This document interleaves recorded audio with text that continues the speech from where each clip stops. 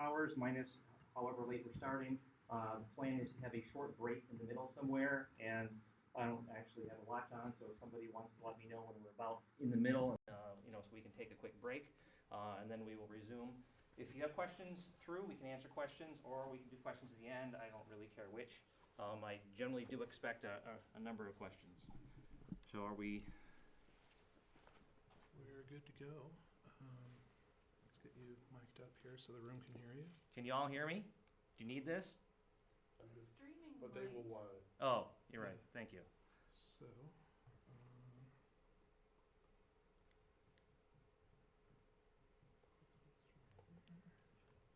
and then where are you comfortable? You got a belt? Perfect. Okay. Do you need to test volume or anything? Let me pull the gain up a little bit. Okay. Now we need to get the screen going. Which is this guy.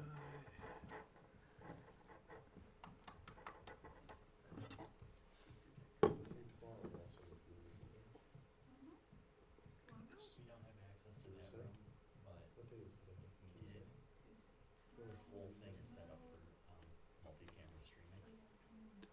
All of the HDMI Cool. So you've got your presenter notes there. There we go. just captures. And then Okay. Cool. it's also captured. There's really not much out there. It's just really kind of a bare outline. It's just a reminder of stuff to talk about. So, are we actually live now? Yes. Cool.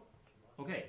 So, as it says, this is a kind of overview. For those that don't know, I am actually writing a book called Recruiter Secrets. So, this is some of the points of that.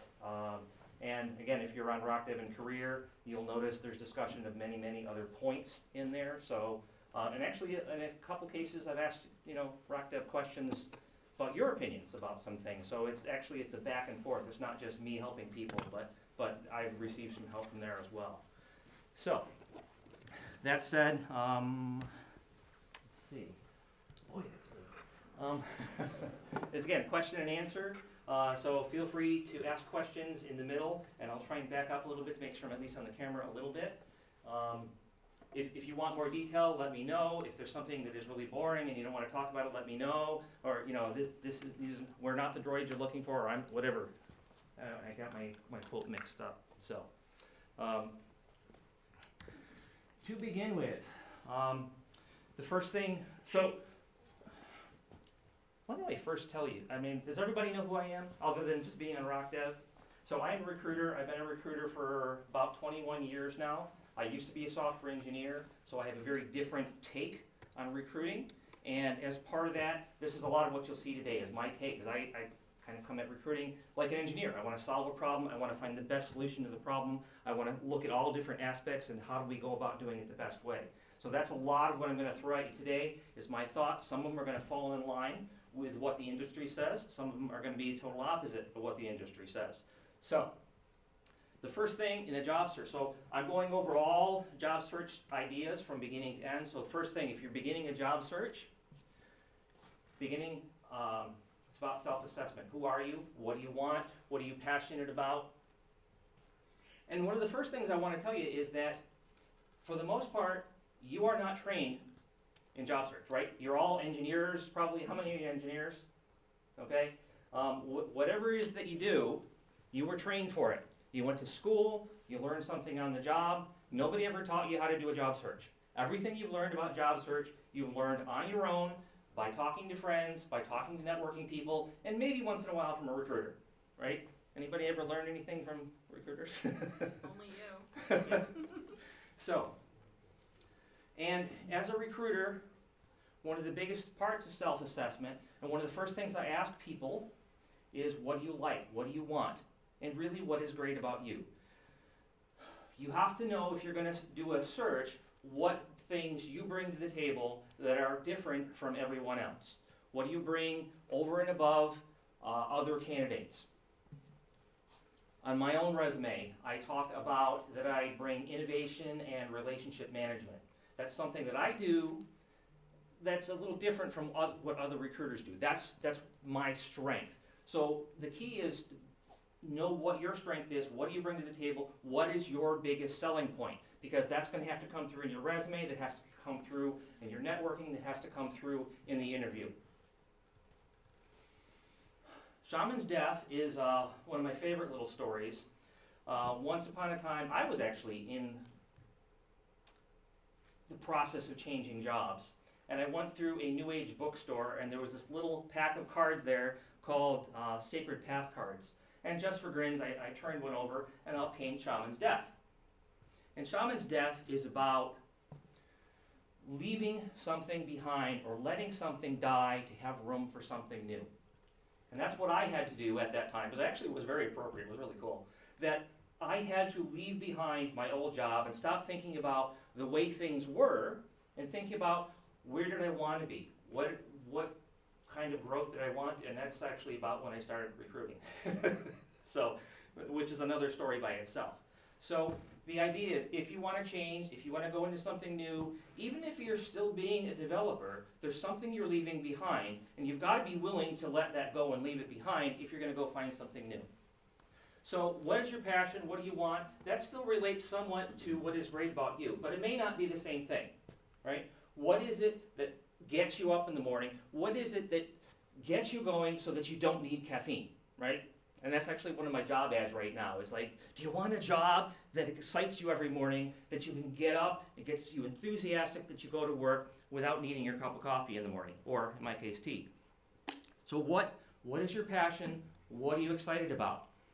When you get into an interview, and we'll get into this more later, your passion is going to come through. And in just about any job, if you have interest, if you have passion, that is going to be a really, really big selling point to the potential employer. So if you know what your passion is, and if you are connected with that, and if you have the ability to express that, that's going to be a really big selling point. Okay. Number one, don't be a Lone Ranger. You've probably all heard that before, but in different areas of your life. The job search is the same. Use your network. Don't do it alone. Work with people. Ask for help. There's a lot of places out there. The state has places to help you. There's networking groups that can help you. There's at least 3 or 4 different networking groups in Rochester that help people that are unemployed. Now, is anybody actually unemployed here? So we got a couple. So use those networks, find the networks, go to the meetings. There's plenty of places that you can go to get help. Don't try and do it alone. Knowing your market value. It's essential also, if you're going to do a job search, whether you're employed or not, to know what is your market value. And there's a lot of ways to assess that. Am I going too fast? You're doing fine. Okay. Because I could just go for hours. I've done this so many times, and this is part of why I'm writing the book, by the way, is so that I don't have to say this all day, every day, for the next 10 years. I can say, look, just read my book. So you've got to know what your market value is, and there's a lot of ways to determine that. Obviously, there's a lot of websites out there. I don't particularly like salary.com. I like payscale.com as a good one to look up. Payscale, you have to put in a lot more data in terms of what you've done, what your education is, and such things. And the nice thing is, it doesn't just give you a number. It gives you a bell curve. Like, here's what the numbers are, and the different curves. So there's highs, there's lows. It gives you a better overall idea of what the market value is. So it doesn't, pin you, like salary.com will say, well, you're probably about this number. And that's very often not accurate. Payscale also takes into account like company size, if you're looking for smaller companies or larger companies. Most of them, including salary.com, will take into account the area that you live and the cost of living in that area. Payscale is my current favorite. I have yet to find another one that I like better than that. The big question? Where does something like Glassdoor fall in the spectrum? Glassdoor, Glassdoor is a real conglomerate right now, because it started out as a rant site, right? Just to talk about places you didn't like, to give, to kind of warn people, like if there's a place that's really bad, to warn everybody else not to go there. So that's where they started. And part of the problem is that's still part of what they are, right? So if you go look up a company, 90% of what you're going to see is bad, right? It doesn't mean it's a bad company, but it just means that's where people go to complain. Now they post jobs there, they give career advice, they have some salary information there, right? So I don't know how good that is. I don't know how accurate it is. There are places, like sometimes the Chamber of Commerce will have salary information. Typically you have to be a member of the Chamber of Commerce to get that, which is kind of annoying. What about the Robert Half salary guide? That one is decent. The problem is it's not refined enough typically. So it'll tell you like the 10 major metropolitan areas and what salaries are, but it won't tell you what salaries are right here. And often it doesn't give the right breakdowns in terms of what is current here. Okay, in terms of what the strengths are. And if you're on RockDev, I've actually posted the Robert Half one up there. I don't think, it might be old, but so I'll have to pull down another one. So that way I can do it, and I'll pull down the salary information, and then you guys can see it, and you don't have to like give away your email or phone number and be bugged by Robert Half. Not that they've bugged me in a while, but. So that one's okay in some ways. It gives you some good information about trends, what's going on in the country, but it doesn't give enough detailed information about right here where you are. It used to be better. It used to be a book, and it used to have a lot of different metropolitan areas, but they've really, really reduced the amount of information that's in it. Marketing plan. How many here have heard of a job search marketing plan? Okay, cool. Job search marketing plan, I'm not going to go into too much detail here, but the idea is, this is not a resume. This is how am I going to find a job? What are my strengths? What are the cool things that I like? It's a marketing plan. What are my 10 or 20 target companies? Why do I want to work for them? What kind of industries do I want to work in? It's a plan for how am I going to go about getting the next job that I want. And the cool thing about a marketing plan is it works. I don't really get marketing plans very often in terms of candidates sending them to me, but most of the time when I get them, typically within 2 weeks, the person's gone, right, in terms of employed, right? So it's very, very effective. It works. You know, at some point I will be putting out more information about what works in terms of marketing plans.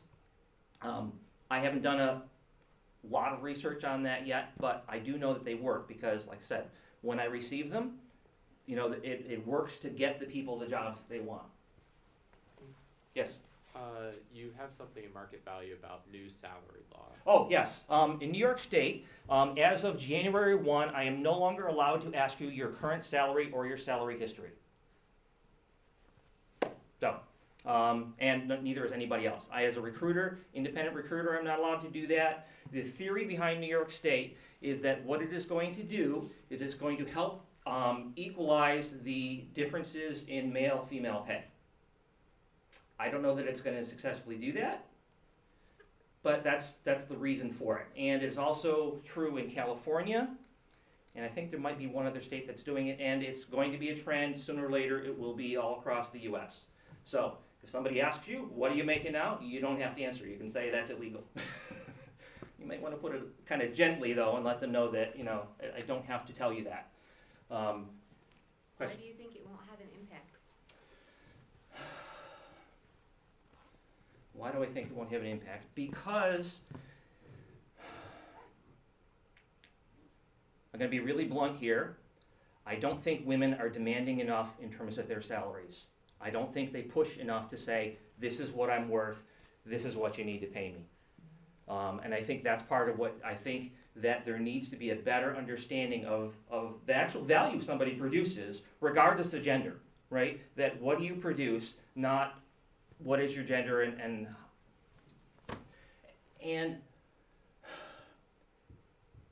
guys just, they're a lot more like, oh, you need to give me a 20K increase if I'm going to move.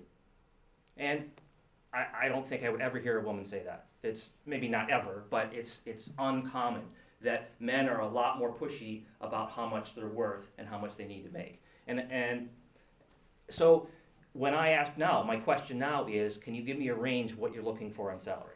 and then you have to give me a range. And that's might be based on what you're making before, and maybe it's based on market numbers, and maybe you can ask me first, because I'll give you the information. Like if you say, you know, with my years of experience and what I'm doing, how much should I be making? And I'll give you that information.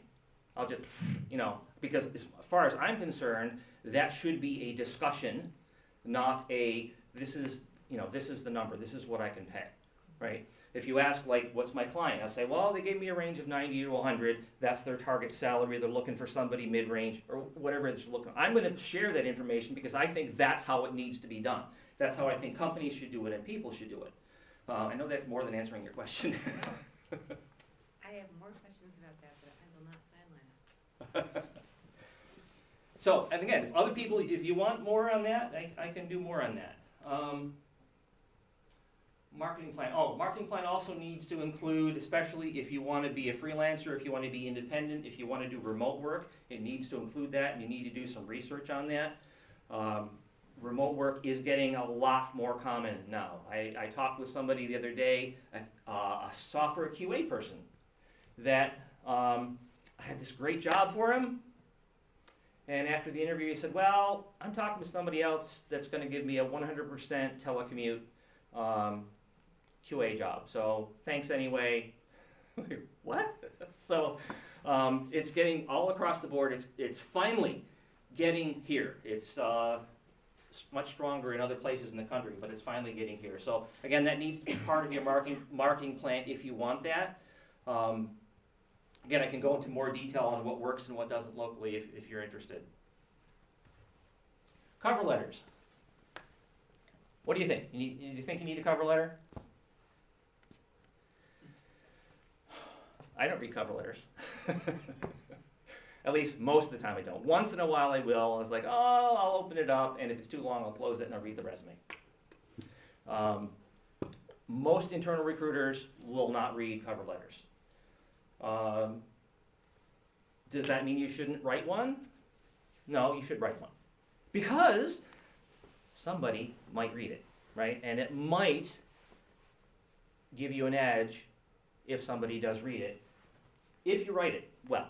And the key to a good cover letter is short and concise.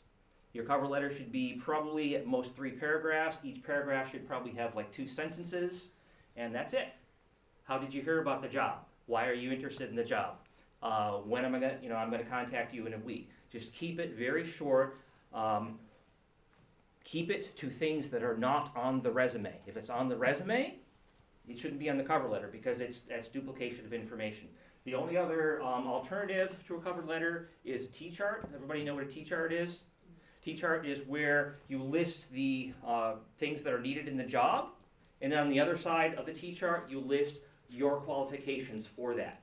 Sometimes that can be very effective, especially if you're doing some type of job change into a different area, and you want to show that you've got translatable skills. So a T-chart can work. But most recruiters are not going to read cover letters. Now, if there's not a way to submit a cover letter, a lot of times what you can do is just write a brief introduction in an email if you're sending somebody an email. If an online system doesn't allow for a cover letter but allows you to write something, then put in what is effectively a cover letter. Again, it may not be read, but it's worth putting in there because somebody might read it, because probably 1 in 10 recruiters do actually read the cover letters.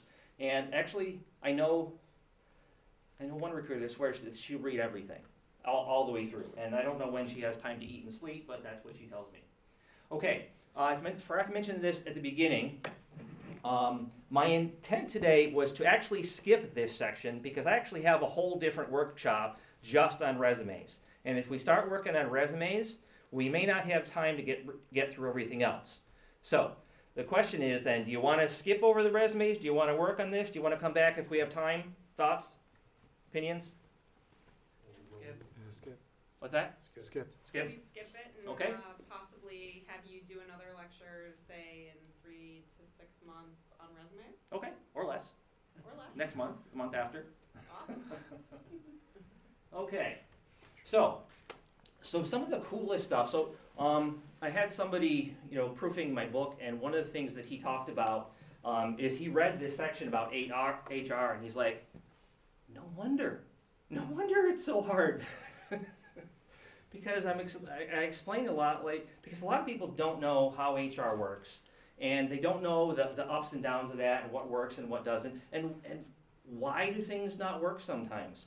I've got a kind of a funny story. So I've got this one candidate friend. I've worked with him a couple times. He's been working with another friend to try and get a job, and it's now been 7 weeks since he applied for the job. The manager got him the job offer, he accepted it, but then somewhere the paperwork got lost.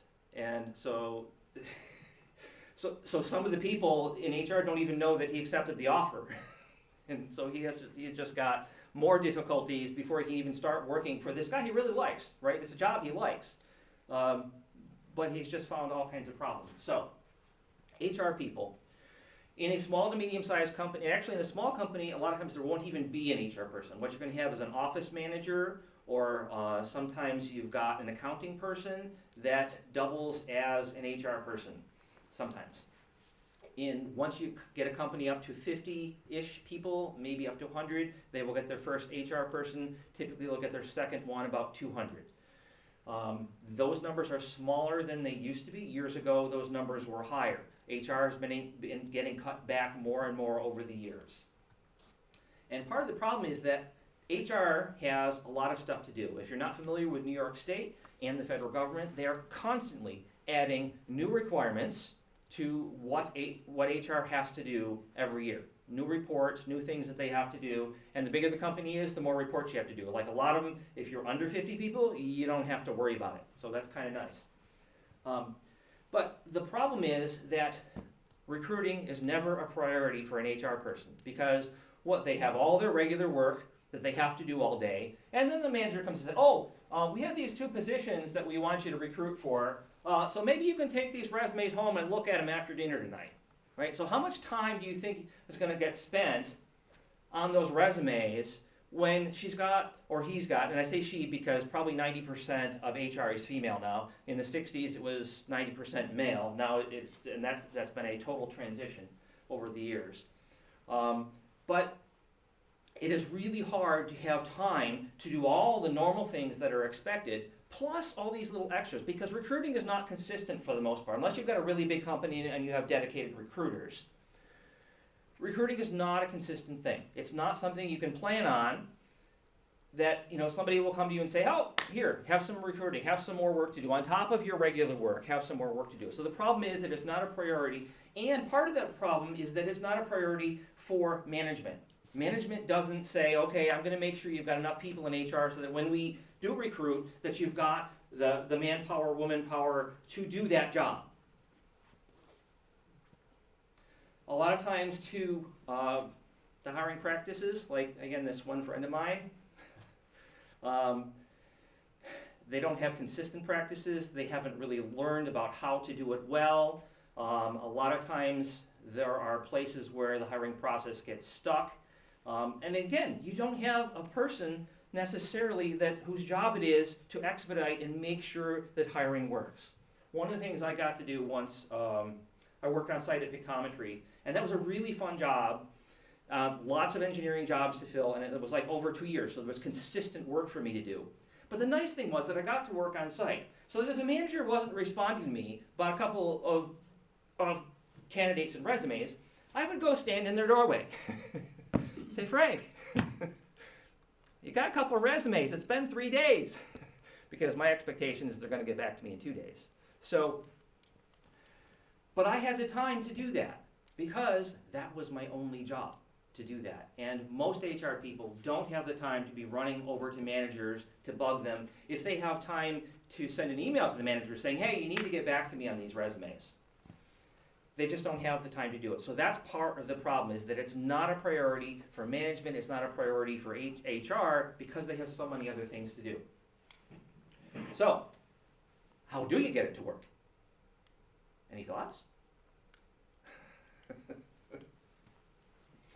To begin with, be quick, be short, be concise, be considerate of time when you contact HR people. If you're going to send them an email, don't make it a book. Make it a couple lines. Just have a nice subject line saying, a quick question for you. Put a couple things in there, keep it short, and at the end say, thank you, I know how busy you are. Thank you for any time that you can spend on this. And whether you're asking about what my status is, asking if the manager got the resume, asking if you're going to get a job offer, whatever it is, if you're talking to anybody in HR, keep it short, keep it simple, and to some extent, you hear the same thing about management, right? Any management, right? If you're going to send them an email, you put one subject in it, you don't give them a book, right? Because then they're not going to read it, or they're going to read it in a week, right? So it's the same kind of thing. Be respectful of their time and trying to use as little of it as possible to get only the priority answers that you need out of them. Make sense? Questions? Okay. The black hole is one that I'll talk about first, because that's kind of what I was talking about before in terms of, like, you apply for a job and then you hear nothing, and you hear nothing. Or you get like a little automated response saying, oh, thanks, we got your resume. And then you hear nothing. And then HR calls you, and then you hear nothing for weeks. So part of that, again, goes back to HR not always having the time and the resources to be able to do a good job on recruiting. Everybody know what an ATS is? ATS is Applicant Tracking System. It's the software that companies use, actually companies that have enough jobs and candidates that they need special software to do it.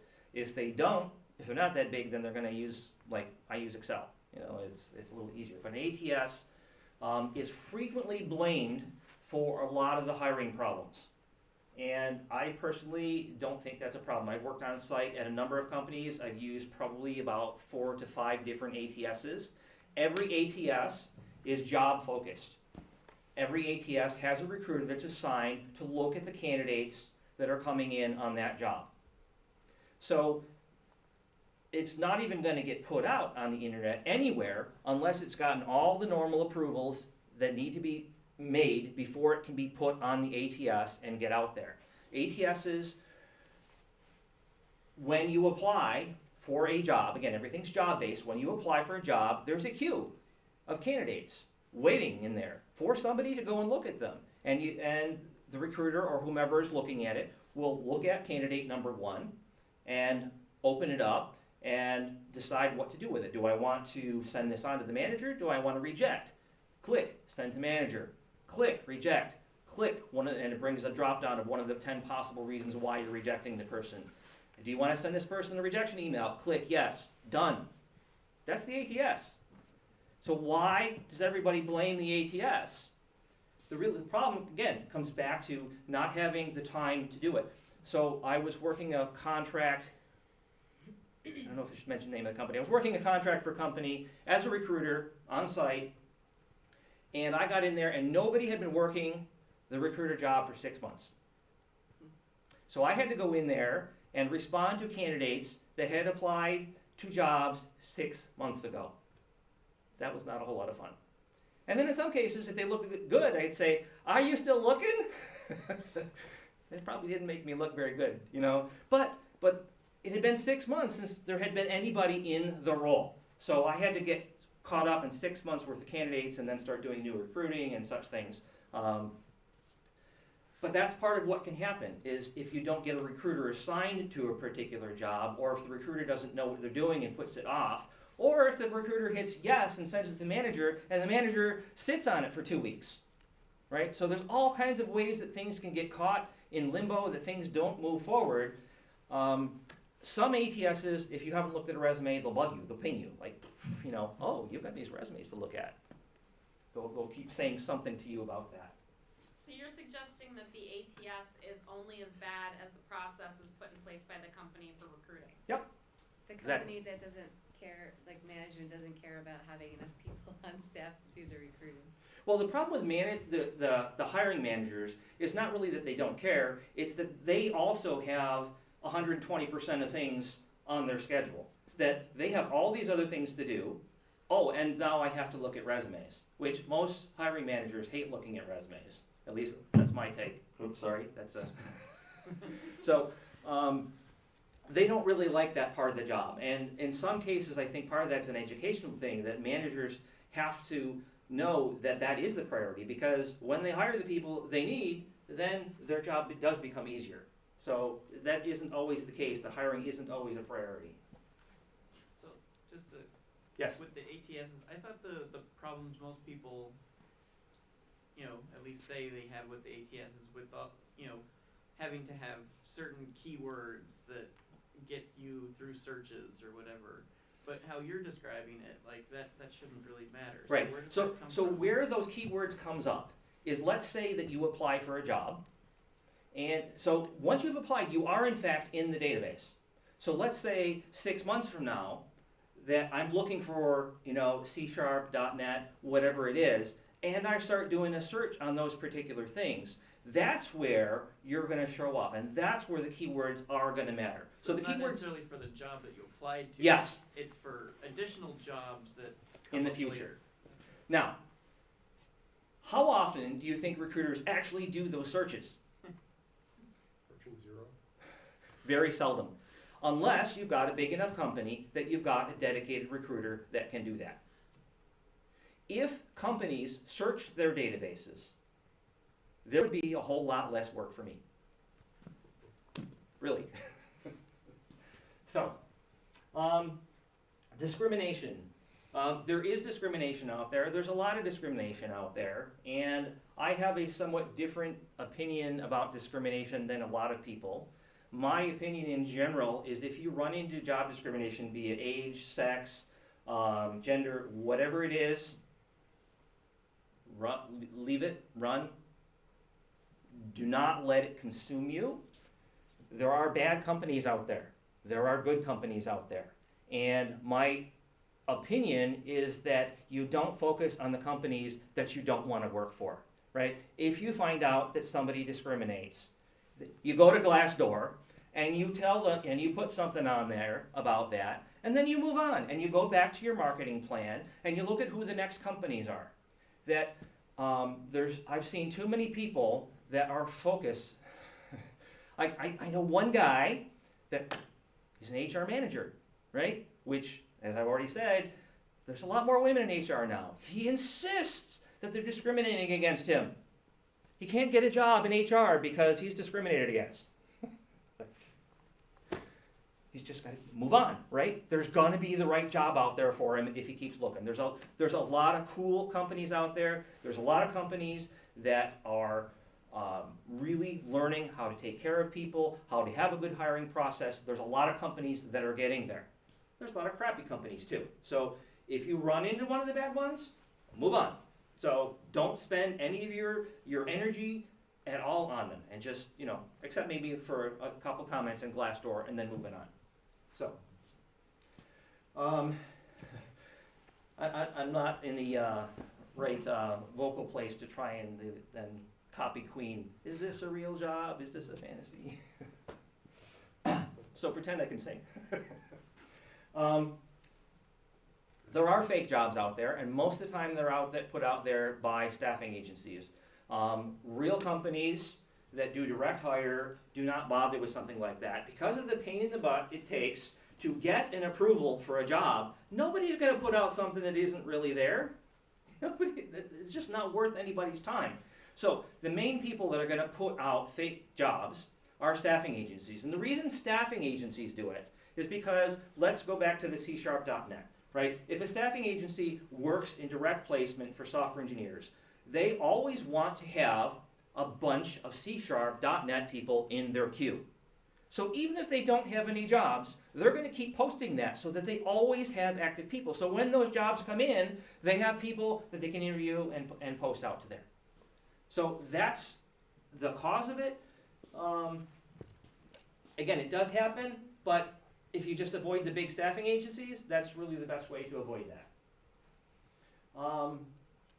Multiple agencies, if you're not familiar with this, if you see a job that looks like it might be similar to another agency you're talking about, it's probably the same job. Xerox, for example, has many companies that work on a lot of the jobs that they have out there. And they're all the agencies are working the same jobs. So Pick an agency or two that you like to work with and work just with those agencies. Unless you're looking at different kinds of jobs, again, that's mostly for big companies, a lot of the agency work type of thing. If you're working with smaller companies, like for example, I work mainly direct placement with small and medium-sized companies. Most of my clients don't work with other agencies. So, question? I'm just curious, why would you choose to work with an agency instead of going straight to the company? Why? That's another question a little later on, but the pros and cons. Actually, there's like a whole page of like pros and a whole page of cons of the pluses and minuses of working with agencies. In particular, so real quick though, the agency, depending on the agency, is going to have direct contact with the hiring manager. So if the agency likes you, they're going to know, first of all, the agency's going to know pretty well, hopefully, whether or not you are a good fit for the job. They're going to have talked with the manager, know what the manager wants, going to know enough about the company culture, and they'll be able to hopefully tell you that, right? To know together whether or not this is a good fit. If it's a good fit, they can put you right in front of the manager and carbon copy HR, so that you don't bug HR and that doesn't slow down the process. It can speed up the process. It can help you to find jobs that you might not otherwise know about, right? A bunch of the jobs that I'm working on, nobody knows about except me. I mean, they're not, well, they might be on the company websites, but they're not on the big job sites. Indeed might not find them, Simply Hired might not find them. So I've got jobs which you might not know about. So that's my case. So working for the big agencies, if you're looking at like working for Xerox, most of that's contract work. You can't do that by yourself. You have to go through an agency. Or for that matter, Harris RF. If you want to work embedded software at Harris RF, most of those hires are done via contracts, and then some of them they convert. So, that enough for now. I can get more into that in a little bit. Oh, did I cover everything here? Best time to apply. Best time to apply is irrelevant because it's based on when the job goes out in the queue, right? Because it doesn't matter when you apply, you're going to be in the queue for the job, in the order that you applied. Now, if you see the job come out and you apply right away, then you might be first in the queue. Maybe that will impress, the HR or the manager, but it's probably not going to make a whole lot of difference depending on how many other applicants there are. So, again, it's really mostly irrelevant. Internal referrals. One of the things about HR training, so I actually am, I have my SPHR, it's a Human Resources Certification. One of the things that's really cool that they teach you there is that the best employees come from internal referrals. They are the happiest employees, and they stay the longest, and they are the most productive. So, if I get an internal referral, guess who goes to the top of the list? Regardless of how long that queue is. If somebody hands me a resume, I will look for that in the queue, and I will do that one first. Those are the best employees. And that's what, if you take the HR courses, that's what they teach. So there's statistics that back that up. So the point being, if you want a job, what do you want to do? Network. Do an internal review. Network. Find somebody at the company that you want to work for that can pass your resume around. Now, if the HR person is overloaded, it may not have, and hiring managers don't necessarily know that. They may know that, they may not know that. They might think, oh, well, Bob handed me this resume, so this is easy, right? Because Bob knows him, so I don't have to do as much work, doing some of the other things. But it works. It is, as far as most HR people are concerned, it's very, very effective. Yes? So is there a limit to or is there an effect of how well that person knows you? So say somebody on Rock Dev says my company's looking for something, they're not the hiring manager, they just know openings, and I talk to them for on Slack and then send them my resume and they hand it around. Is that gonna be the same thing as if they're a longtime friend? That will probably be mixed effectiveness. It will not be as good as if somebody that has worked with you, that knows your work style. So if the hiring manager asks about you, says, well, I know him a little bit, I know her a little bit, Right. Whoever the person is, you can, it's still more effective than using the ATS, right? So it's still better, it's a step up, it's maybe not as good as somebody that you know well. So, okay, following up on searches, I'll probably get to that more later too, but in general, like 1 week is a typical good time for just about anything. If you interview, you haven't heard in a week, follow up. If you've applied and you haven't heard anything in a week, follow up. Following up is hard, right? Because who do you follow up to if you've applied online? If you've given it to a friend, you know who to talk to, and that friend can go talk to HR or the hiring manager or whichever it is, right? If you know somebody in the company. So that also gets to, what's the best, online networking tool? You all have profiles there, right? LinkedIn. So that is absolutely the best tool. And it is wonderful for keeping track of people when people change jobs, because your connections are always going to be there regardless of their jobs. So always build your network, keep building your network. Every time you've worked with somebody, try and get everybody you can into your network. The bigger your network is, the easier your job search becomes to some extent. Can I ask a quick question Yeah. about LinkedIn? Yes? Do recruiters not actually look at where people live? I get stuff from New York City constantly. Okay, well, I'm You- in New York. Um, I live closer to Canada. Oh, you than I can- did in New York City. well, there's an awful lot of recruiters out there that are national recruiters that do not understand that New York and New York City are not the same thing. They really, that's true, okay. To be I fair to wonder- those recruiters, they have a 50-50 shot of being right. Probably true. Half of the New York population lives in the city or surrounding. Right. So, They're I also was just sending a curious. blast out to 1,000 people. right, yeah, they're not So, looking. yeah. Right, so they, Why should I spend my time? right, they do a search on New York, and then they send out, thousands of LinkedIn messages or emails or whatever it is. So, Maybe this is just the job that would make you move to New York. Already lived there, moved it, baby. in general, I know. a lot of the big agencies don't really bother to look too much. What they do is they will do a blast and see who responds. And they don't really care if they bother you or not, because if they get a couple responses, then they're happy with it. It's not really the way I like to work. I don't send out, I have a newsletter that I send out, but if I want to contact somebody about a job, I will send out individual LinkedIn messages to every person that I want to contact. So, just a different way to do that. Okay, the best way, statistically, to find a new job is using your network. It's not headhunters, it's not applying online, it's not any other tool. Networking is the best way, it has been the best way for years, and despite what recruiters want you to believe, right, oh, work with me, I'll help you find a great job. They're still not the best. Recruiters are actually somewhere farther down the list. So, informational interviews, I hate that term. Everybody else hate that term. Okay, just meet with people. Buy them lunch, talk to them, bring them your marketing plan. Say, look, here's my marketing plan. What do you think? Here's my resume. What do you think? What are good companies you know about that I could apply to? Anybody that you think I should talk to? Buy them lunch, right? Maybe you don't have to buy them lunch. Maybe if you're unemployed, you might not be able to afford it, right? But go out to lunch, network with people, talk to people, and talk to people about the job search. The more you meet with people and talk with them.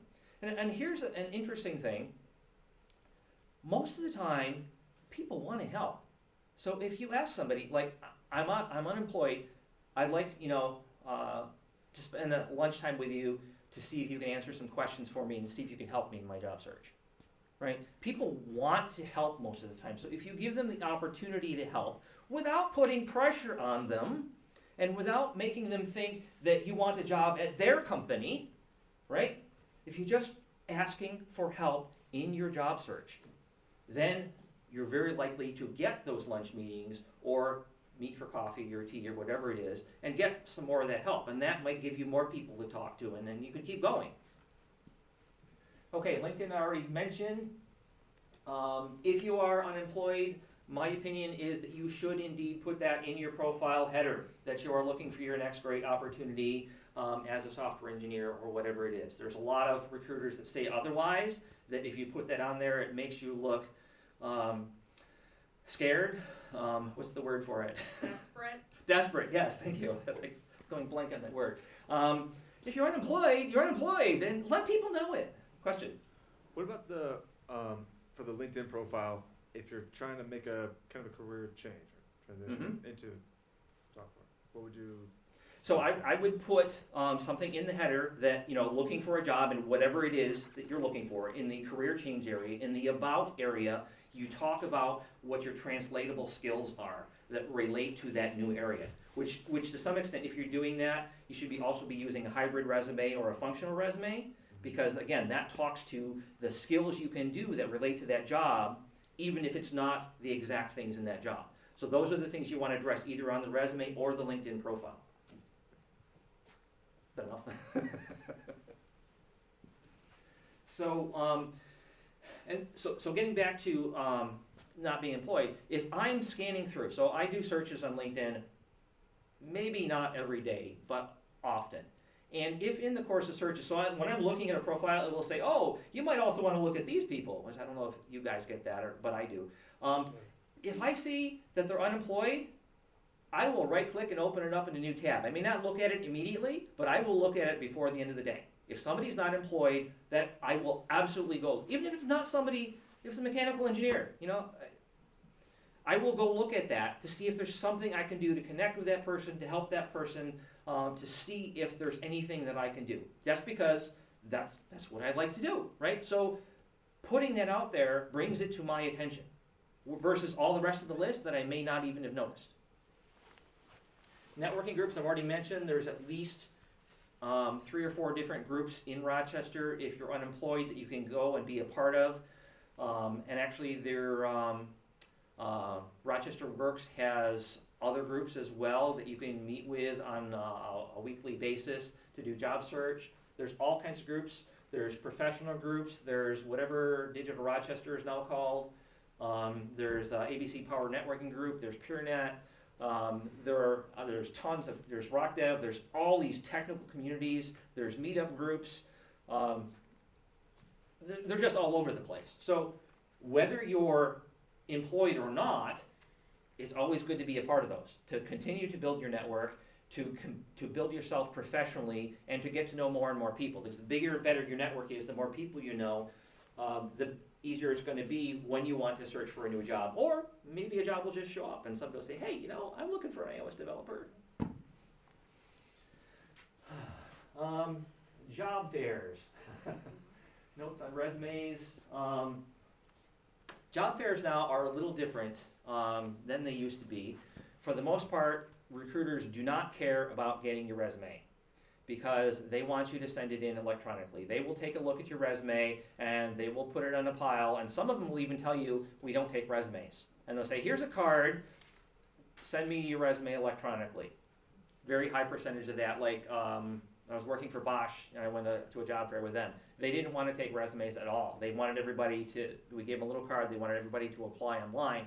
That way they can keep track of the statistics and the numbers and do all kinds of stuff that their corporate stuff like to see. Now, there are cases, so for the most part, I don't really care about getting resumes either, but I do keep them because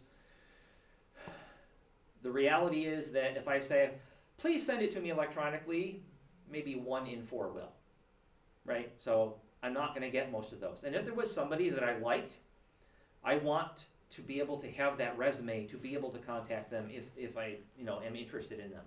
Now, notes on the resume. Most recruiters, you're not supposed to write on resumes, okay? HR knows this, recruiters don't always know this, right? Because whatever you write on the resume can be legally admissible in court. Don't write on resumes, right? Bad. So, there are some codes that recruiters use. If I'm at a job fair and I like somebody and I think, oh, this is somebody I should call, I'll put a single check mark on the back of the resume. If it's like, oh, this is a really good candidate, Bob, the manager, has got to talk with this, I'll put 2 check marks. That's it. So, recruiters may put notes of that sort on, or they may put like other things that mean something to them, but that mean nothing. And some recruiters will put 00, which actually means 100. So if they write in your resume, if they take your resume, if they write in your resume, most of the time that's a decent sign. So, but most of the time they will want you to email it. How do you stand out in a job fair? Be quick, concise. Everybody has been practicing your elevator speech. Everybody hate practicing your elevator speech. Authentic is good. Be authentic. What are you looking for? Go back to the original things you're talking about. What are you passionate about? What's great about you? What can you bring to them? What can you do for the manager? Actually, that's another thing in the resume. In your resume objective, there's 3 things in your objective. If you use an objective, I believe in using an objective. A lot of recruiters don't. But if you do an objective, you need to do it right. What are you looking for? What's great about you? And what are you going to do for them? Right? Key is, what are you going to do for them? Any manager, any hiring manager wants to know, what is this person going to do for me? Not like, oh, I want to keep learning, I want to keep, I want to get another degree, I want to get into management. What are you going to do for me? Sorry, keep hitting the microphone. What are you going to do for me as the manager? That's what your elevator speech has to hit, is what are you going to do for them, right? I like to, make really efficient software. I like to make stuff that makes the customers happy. What are you going to do for that manager? That is what is going to get them to bring you in for an interview, is to get their interest by what are you going to do for them. How are we doing on time? Do we want to take a break and take a break soon? Yeah, I'm in need of a drink because I haven't been drinking enough. Let's go ahead and take a 5-minute break. Okay, 5-10 minutes? that's good. 5 minutes? Okay. Do I need to turn this off? Oh, there's a little off button.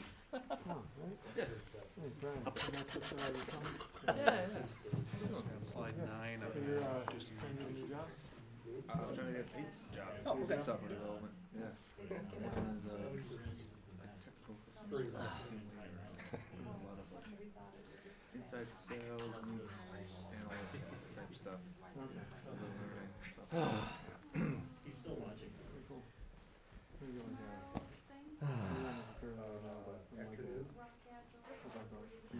So we're on 9. That means we're a little more than halfway through. How much time? What are we at for time? It's 7:38. That's pretty cool. Okay, that's good. Okay, so we're a little less than half time through, and we're a little more than halfway through. Good. So, No. thinking about writing on resumes at job fairs, I've been on the employer side going to job fairs, and I remember one of the stories we were told about being careful about what you write is somebody was interviewing a student, and the student was talking about how they really enjoyed jewelry making. And the person in our company was shorthand writing JEW, Low code, no to code. hand it in, and the person saw, and it was meant to be, mundane, but it sure looked bad. Don't write on resumes. I use circles, and how Yes. complete the circle is how good you work. Oh, okay.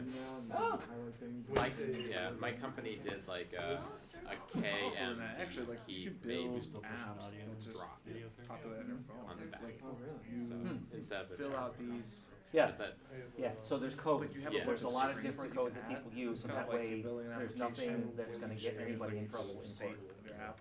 Right? Microsoft does a lot of work, bundles it together, and give you a template to put online or Good a to tablet. We have a And it's bunch of people watching on it comes at a YouTube. How many? There's a paywall. Up For, to like, 8 Office at any 365. given time. It's not totally. I think there were ingrained, 4. Got my wife and kids. No. It could be. Now add, Pretty fun. Yeah, I've been trying to build the portfolio. I was trying to do it with Sapper after that talk on Svelte. And then I was So trying to you get the get names of the point people that to are watching? Netlify CMS. I don't know where for- it, if I do. Pick that one. Okay. And I then only get numbers. issues trying to So, trying to I get think them to it's work not nicely putting together. time out. So A couple other things I might try, but not just, I had somebody, post a bogus comment. It's like, oh, that was. any of the other number of On this? ways to, Yeah, do yeah, I it just had as to a post jam on the live stack, stream, but and, I put him in timeout for it. So he was interested in like real progress. I just said, he's just spamming. just Oh, I just said, stuff like, hey, Ed, can you post a bogus comment so I can try like it? I made this thing that And kind of he helps me did. do my day Yeah, job, and I- doing a bunch of calculations all at once. Oh, that's what that was. Nothing that anybody Yeah, else yeah. would really want or you care for, but Trying in to stress things test all like of the helping different HR parts of people, this. I thought one of the I things wish I it would would tell know me is how like long a timeout was, HSA or let me. contribution calculator. Oh, yeah. Because one of the things you gotta figure out is how much you wanna contribute versus how much the employer will match, how much you should take out of the paycheck. So I thought, oh, okay, I'll build a little app. Yeah, that men's room has again. JavaScript skills, Somebody that 6 will. HR might have an interest in. They might actually look at it, This because I think tall, blah, blah, blah. that's one of the things that's Harvard tough thing. is because there's no like formal experience I handed it in to my development, no formal education listed on the resume or anything. I think it's quick, I think it's fair enough that people just, my resume meets Right. the If you're recycling, interested, you can help us with it. reject button. We don't have an open position. No, actually. We don't have an open position. Yeah, I can't really argue with that because Yeah, we're gonna turn this one off, we're gonna create how do you one. know? We're hiring How do you know? It's hard to just trust This one over here. but I put an application for Although I like a consulting business so much better. application developer for a Dematic, You have a which is like this problem. manufacturing company, right near here actually. And I know one of the people over there, so I'm hoping they hit So me up. this nonsense It would be about like, what your salary is, it's like, yeah. a lot of work in Excel, which I do now anyways. And I don't know what BI solution, they just said BI tool, I'm hoping it would be Power BI. But it's gonna Salary have is not a one. conversation about it, consulting, And some Salesforce yeah, development. that's, We yeah, can but have that's, it that's done. an independent. That seems pretty cool. You have a, I'm writing a statement of work, do I need to do a master service agreement with you folks? That's a very different, that's a very business conversation. Yeah, I saw, That, you would, went which to a W two developers.salesforce.com. employee is not happy with. Huge And quite ecosystem frankly, of the tools. hiring manager is likely not the guy that had that conversation. It's like, yeah, I need a director or higher. Well, I think it's hard to know, what you're doing. you know, if you don't know, If you haven't used it, yeah, you don't know what's not Alright, there, good how luck. to use it, and how to use it, something like from scratch. yeah. And that's the thing about like Excel, stuff like that. No Office. Actually, I was doing some pretty fun stuff there. I actually have something called Office scripts coming out, so you can put JavaScript right inside of Excel. Really? Yeah, That's- it's wild. That's crazy. I did a little demo of it the other day. Cause there's two ways to do it too. You can just hand code your JavaScript, or you can have it, familiar with like Excel macros? Yeah. So like, it's kinda like that, except it records all your stuff, all your steps, Yeah. and spits out JavaScript. It's pretty rad. That is pretty cool. Yeah. Wow. I think I have to do that before we start. Alright, yeah, yeah, good job, but- I was gonna say, if you wanna do like, my thing is, I'm just getting stuff up myself and just making a little tutorial videos. You know, Yeah, station is two screens Yeah, if you wanna come up It's with crazy. do some development stuff. And also, like, I looked up what, the award, it says like, Brian, things are available, like what kind Are you on of those on that slide? I'm not, but I'm about to try it, I didn't know about that. Okay. Well, Brian, so your message existed even. we have a number, is that cool? Yeah, It's my Spark. We got it. 419 573.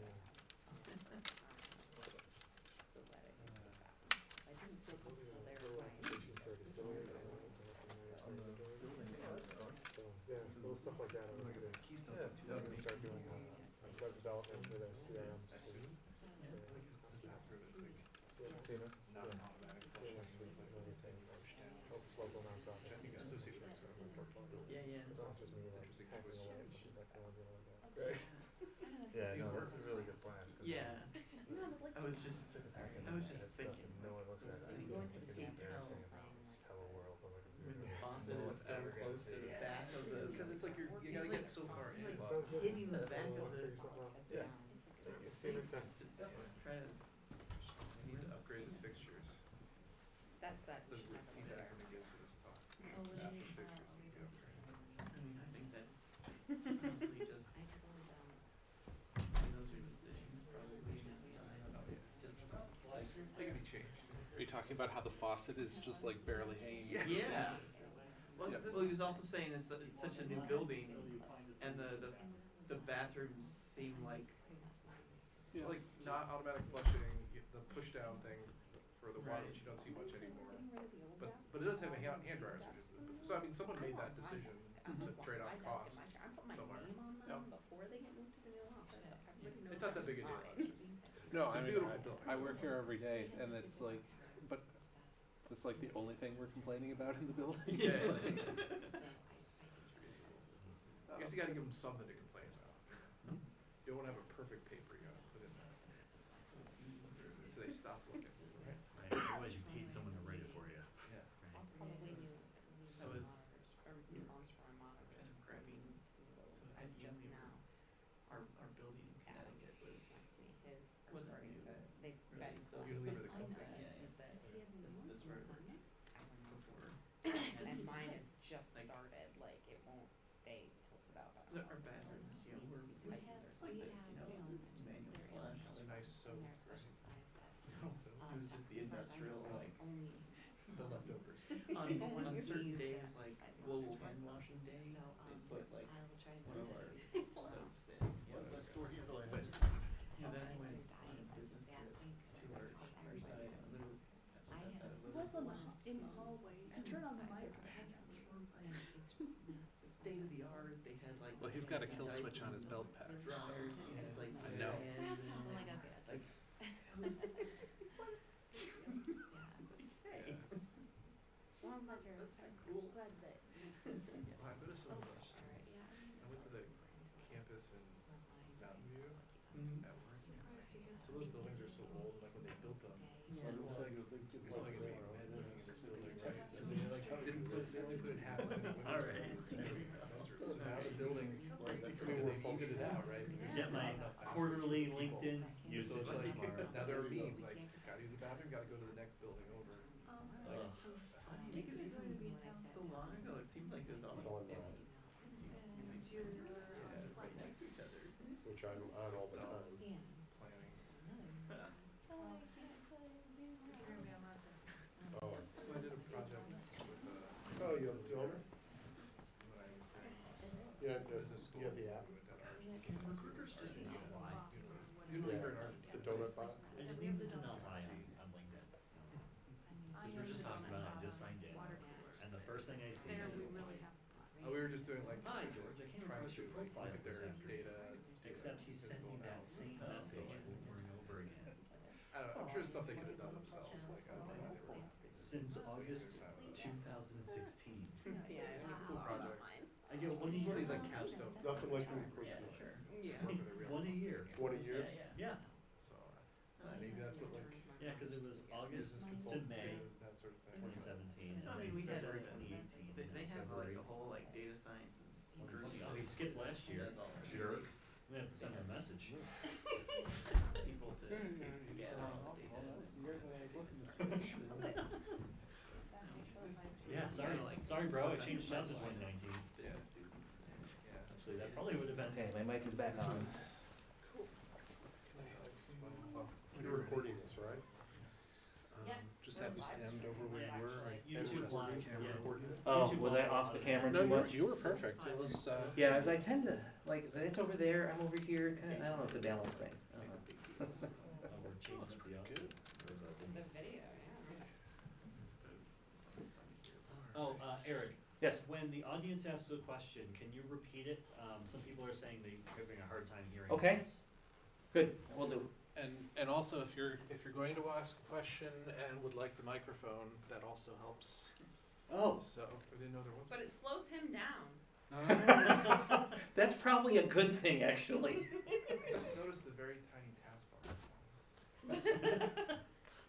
He's adorable. Yeah, Now it's going. Alright. We're Did good? you get that aspect ratio on the screen?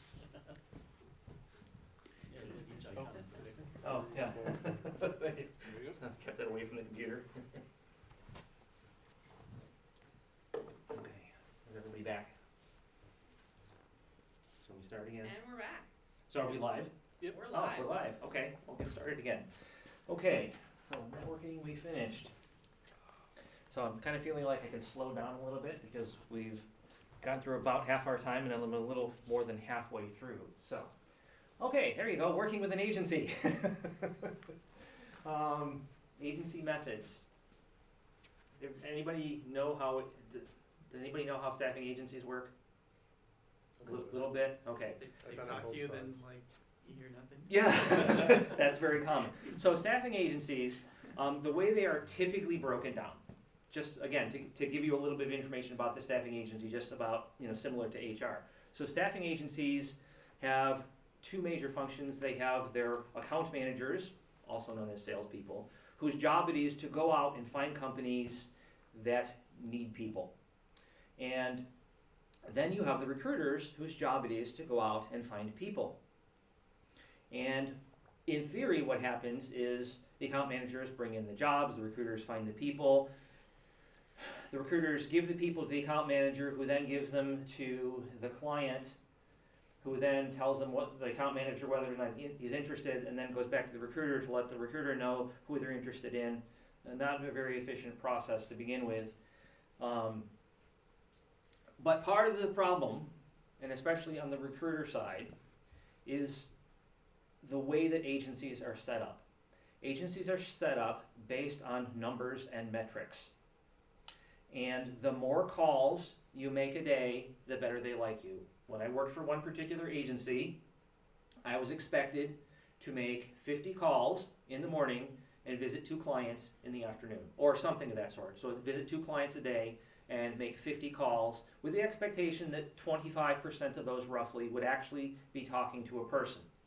Now, if you think about it, that doesn't leave a whole lot of time for any given conversation. So that's part of the problem, is that the recruiter does not have a lot of time to talk with you.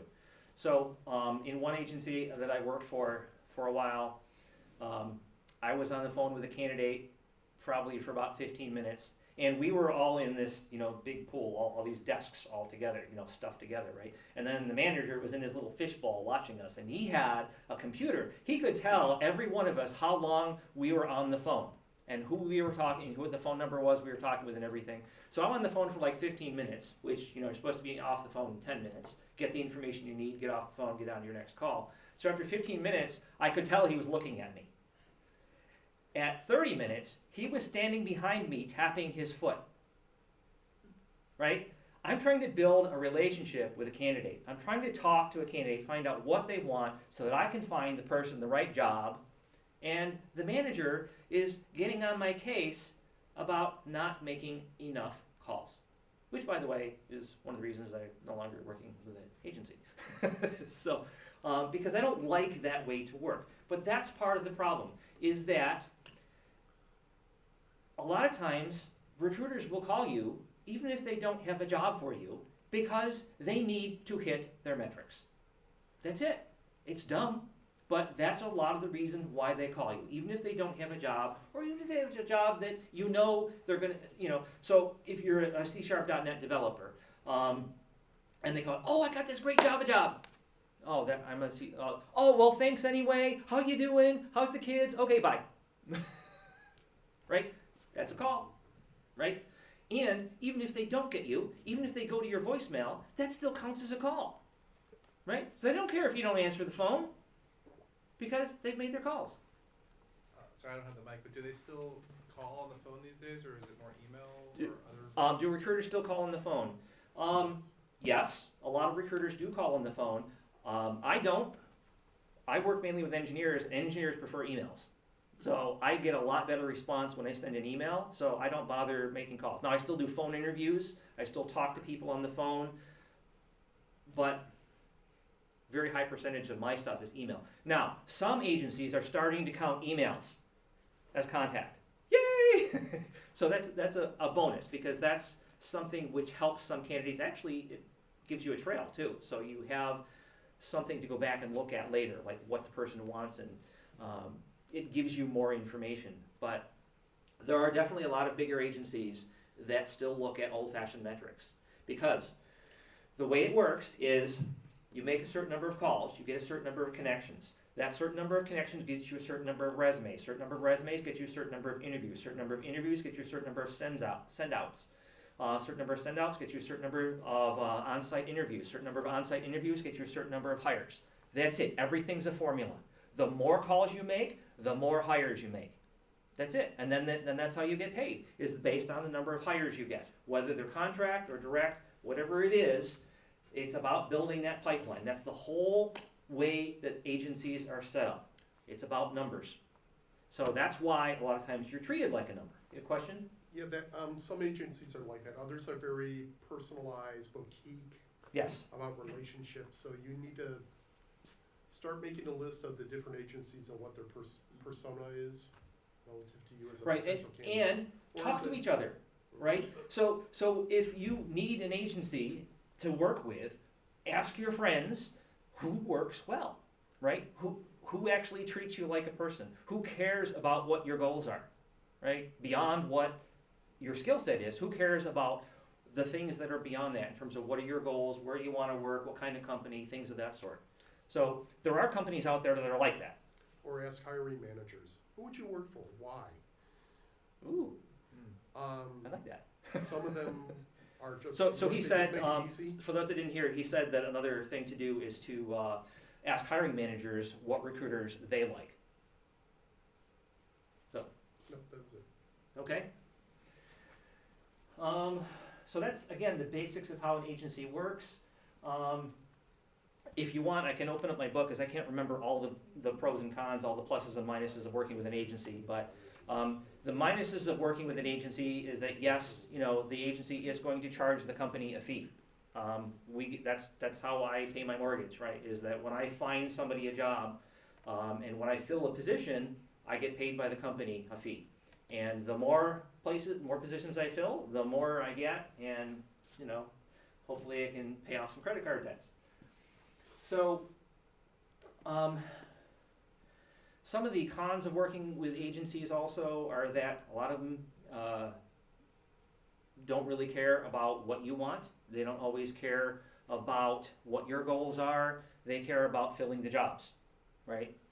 But some agencies are better than others. There are some that are nice, that treat you well, that want to find you a job that works. So it's important to take care when you're talking to an agency. And to be blunt, if you talk with an agency and you feel like they're treating you like a number, don't call them back, or don't email them back, or block the number, or whatever. If you don't like them, don't work with them. There's plenty of other good agencies out there. There are other ones. Now, I don't know what the ratios are of good to bad, but keep pressing until you find somebody that you're happy to work with. How to work with an agency.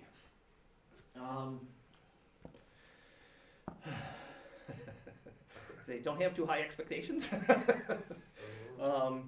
But check in on a regular basis. When I'm working with candidates, I do not have time. I have probably 50 or 60 people on my active list. I am not going to email every one of them every week and say, how you doing? I don't have time for that. But if you send me an email, it'd be great, and I'll just send you a response back. Thanks for the update. If you send me what are you doing now and what's going on, or if you have a couple quick questions, I can respond to that real quick, and I don't have to think about that. And it puts you in the top of my mental queue, right? So in the case of me, checking in on a weekly or bi-weekly basis, depending on what's going on with us, that's good for me. That helps us. Doesn't always work with other agencies. So one of the dangers I experienced a long time ago, thankfully, was there's a particular point in time where the agency thinks they own you and the relationship, and therefore will submit you to every open opportunity they have available, and therefore, if you don't know that you've actually established that relationship, if you go to try to talk to another agency, you'll get into an interesting right. fight. Okay, so to kind of say your question or your comment back, so it goes into the mic. Yes, there are some agencies that do take on kind of an ownership, and they will send your resume without your permissions. One of the things you need to do when you talk with an agency is make sure that they are never going to send your resume anywhere without talking to you first and without giving you the company name first. And if they're not going to do that, say thanks, bye, hang up, or whatever you know, I must be old, I'm actually physically hanging up the phone, right? When that happens, that can cause a lot of trouble for a lot of people, okay? One of the worst things to happen is if you do not know your resume has been sent somewhere and you send it yourself or somebody else sends it, and then what happens is that client will bounce you and you will not get an interview at that company ever, because the company doesn't want to figure out, do we need to pay a fee, do we not need to pay a fee? They just don't want to deal with it, so they're like, okay, this candidate's off the list, right? So make sure that there are no duplications in terms of where your resume is sent. So part of that, again, goes back to the agency. Make sure that you know everywhere where they're sending your resume. Now, there may be some cases where they may have a confidential search, right? This doesn't happen very often, but on occasion, you know, company is replacing somebody and they don't want that person to know, so they can't tell anybody the company name. Now, look at the job description carefully, okay, and compare it to other job descriptions you have. So you might be able to figure out who it is. Even if it doesn't look like any of the other jobs that you've applied to, then you're more likely safe. And you can always list them. So, like I say, with me, you can list off and say, I've already applied to these 8 companies. That's not always a great idea to do with some agencies, because some agencies will give that list to their account manager, right? And now the account manager is calling all those companies to try and bring in more job orders, okay? I don't care about more job orders. I got enough clients, so I'm never going to do that. So it's just something to be aware of, that whatever information you give them, sometimes, depending on the agency, can be used in ways that you're not very happy with. Okay. Contract agencies, again, are a little bit different. This is related to some questions some people had. If you're working on a contract, how much money do you make and how much money does the agency make? And there's unfortunately no set answer to that. Most of the agencies I worked with have had on contract jobs, this again, not direct placement, on contract jobs, have had about a 60% markup. Okay, so if you're making $50 an hour, they're going to be charging the client $80 an hour. Now, of that 60% markup, 20% is overhead, right? It's benefits, it's unemployment insurance, it's all the tax stuff. So 20% is not really profit to the agency. So they're really profiting 40. And of that percentage, management gets the biggest chunk. They probably get 50%. The account manager gets 10%, and the recruiter gets 10%. So the recruiters are not getting rich. Okay, recruiters get rich by having a lot of contractors working for them, right? So if a recruiter is working for an agency placing contractors, once they get 10 or 15 or 20 people out there working, that's when they start making serious money. So the recruiters themselves don't make a lot of money. It's just, again, the whole process gets, all the profits get split up over a lot of different places. The client doesn't always, yes? Sorry, I'm just wondering, why does it seem like there's so many people working as contractors here in Rochester as opposed to direct hire? Because it sounds like it's more expensive for the companies.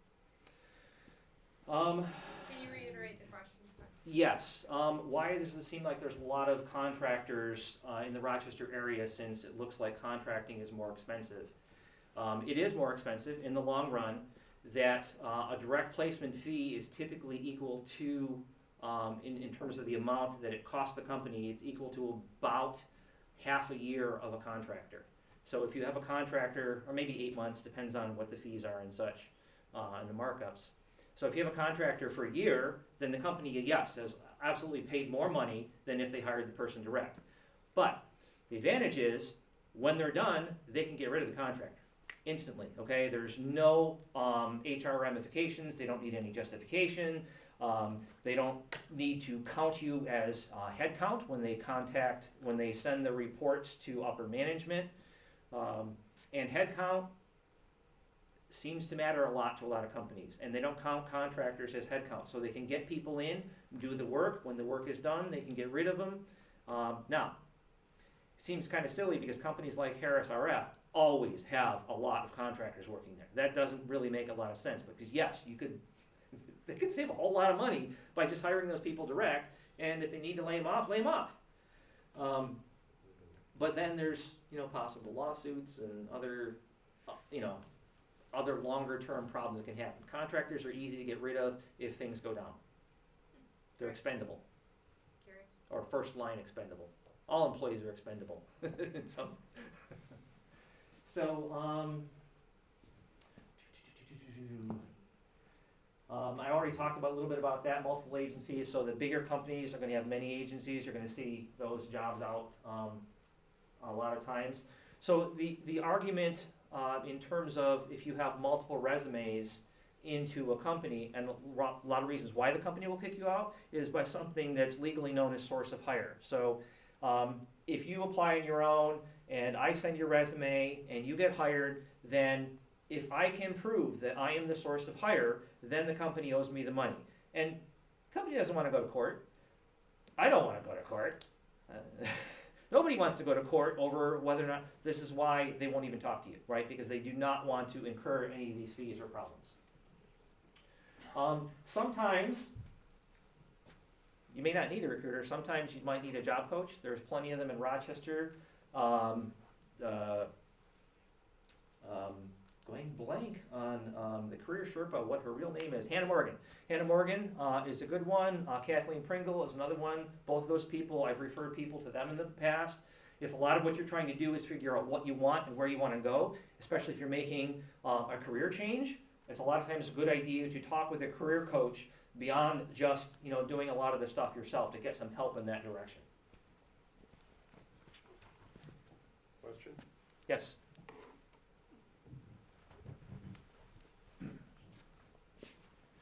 It's a two-part question.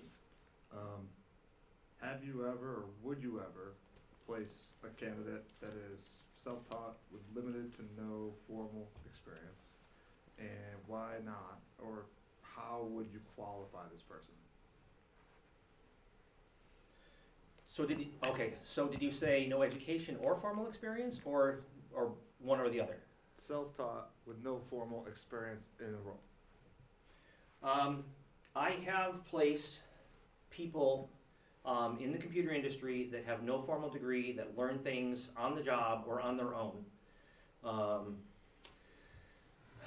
Beyond that, I would like to see some evidence of that, right? I need to see something on a resume that shows that you are capable of doing the job. Now, in my case, so part of the problem is that when somebody's going to come to me as a recruiter, they want somebody with experience, right? So if they're going to pay my fee, they want somebody that they know has demonstrated that they can do the job. Right. This is why it's really hard a lot of times for agencies to work with somebody doing a career change, because you don't have the evidence yet, right? So you're trying to make the career change. Now, I still talk to people. I'll still help you out. I'll look at your resume. I'll give you suggestions. I'll talk to company, to tell you about companies that you might be able to apply to. But the odds of me placing you are pretty small because the clients aren't going to pay me for that. Right. So, it's not about willingness. I'm happy to do it. I'm happy to help. I do every week. I talk to people that I know I'm never going to place. That's okay, because I make enough money with the people that I do place. So part of it's just part of my thing. I like to help people, whether you're employed, looking for a job change, or whatever it is. So does that answer your question well enough? It does. Fair.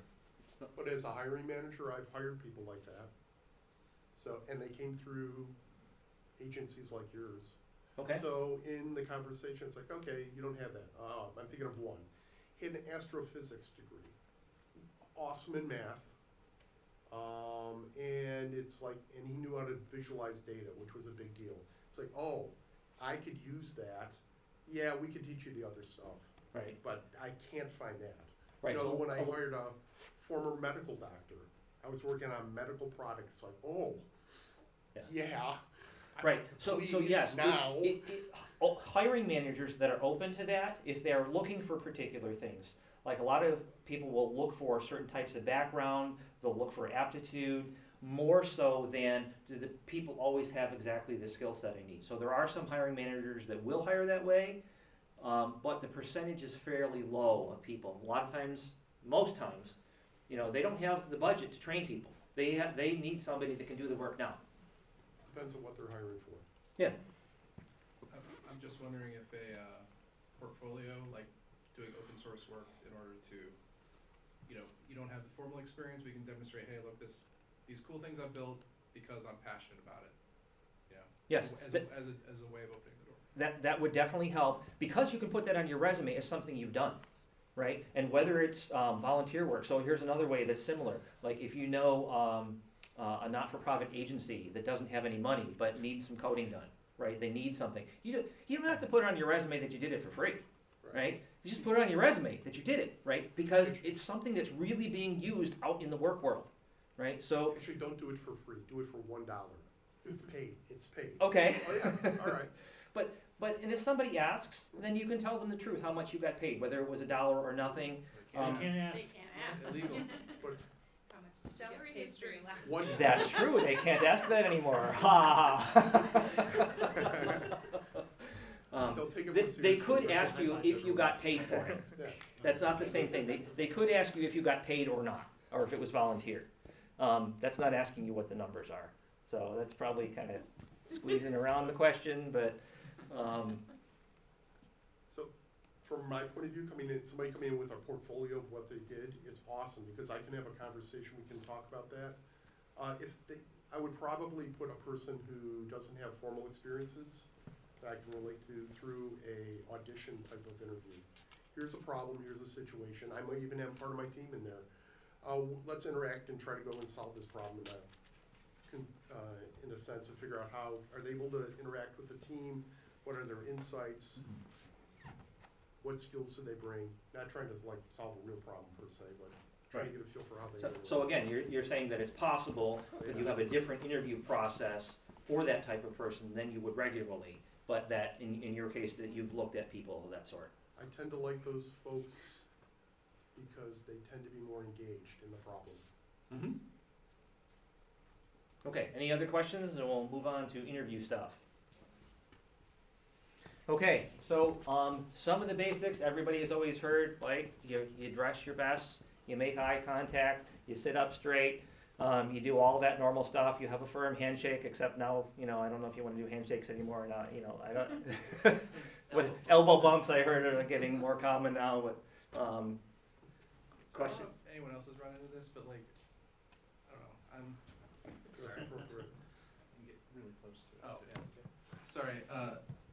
So, anyway, when I first got out of school, everyone wore suits.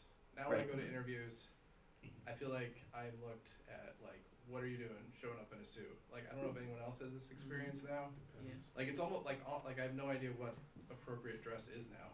Well, that's actually a good reason to use a recruiter, because the recruiter can tell you how you need to dress for an interview.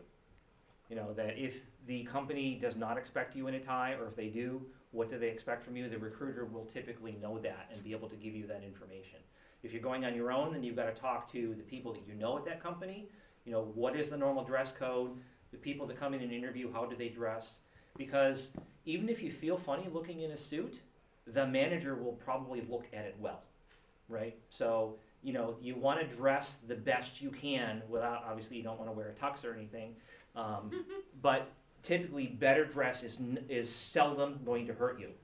Now, when you're there, you want to watch everybody else for the dress code. So if you get the job, you don't want to show up with a tie in your first day. Like at pictometry, if somebody showed up at a tie, they would literally get scissors and they would cut the tie off. So pay attention to it, but ask the recruiter, ask the people you know, how should I dress for this interview? Typically engineering is way more casual than just about anything else. I've always heard too, like, the day before the interview, park yourself in the parking lot and watch how people are dressed walking in. Yep. Then dress one step above that. Yes, that's a good one. So dress one step above what everybody else wears. So going to the company the day before and watching that's also good, because that way you can time how long it takes to get there, right? So that you get there on time. So doing a dry run to your interview is always a good thing as well. Just to make sure that you're not late, because that's always going to look bad. If they're late, okay, it's not going to look bad on you if you're patient and they're late, right? So you've probably heard all the basics all the time, 1,000 places. So research, Glassdoor, who asked about that? I do think Glassdoor is a good place to look for a company, because as much as like 90% of what you're going to read there is going to be ranting, but pay attention to what they're ranting about, right? What are the complaints? And that way, that gives you things to ask about when you go to an interview, right? Baldwin Richardson Foods, when I worked on site there, the Glassdoor talked a lot about how management had unrealistic expectations, right? When I got there, I realized their clients, like Kellogg's, will come and say, oh, change this product line tomorrow. we want you to have, 10,000 more energy bars a week and discontinue this. So the lines have to change immediately. So it really wasn't the fault of the company in this sense, except that the company didn't do a good job of explaining that to employees, that we don't always have a choice about this. We have to respond to the market. We have to respond to what our customers want us to do. That's why things change. And if you prep your people, then you're going to know that. But the point is that use Glassdoor to get the information about what the negatives are, and then you can ask about that politely, in the interview, and ask to see, is this still a problem? Is it something that maybe was a problem, is not a problem, or maybe it just is something that isn't understood, and then the people that are ranting about it, they don't fully understand it. So again, there's a lot of ways to do research. I still have, this may sound kind of sad, but I still have files on all my clients, and when I read the Rochester Business Journal, I will clip articles about companies, and I will build files so that if I ever, want to talk with a company that maybe I haven't worked with before, I may have a file on them. Now, the reality is I don't use that much anymore, but the point is that's a way of doing research. The Business Journal, you can go to the library and look up articles to see what articles might have been about a certain company. Obviously online, they're going to have blogs, they're going to have releases, but that's all going to be the stuff they want everybody to see, right? It's not going to be all the stuff that's really out there. Look at, research the people that work there. If there's anybody you know, look at the kind of work they do, look at how they describe the work they do. The more research you do about the company, the better. Especially if you can come up with things that you don't know the answers to, because that gives you questions to ask in the interview. Right? And that's one of the things you always want to have is a bunch of questions. And the best way to generate that bunch of questions is by what is missing in the research, right? As you look up, what things do you not know? And those are great things. Schedule.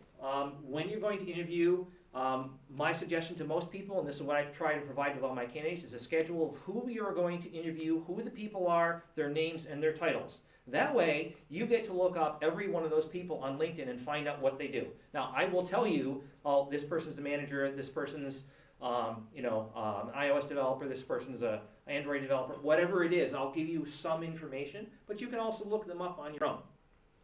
But any company you work for, you're allowed to ask.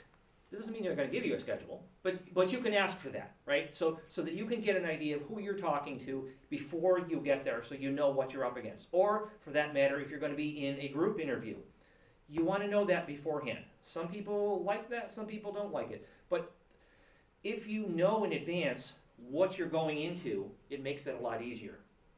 My personal suggestion is that you always want to make sure that you're having a one-on-one discussion with somebody that will be a peer of yours in that company.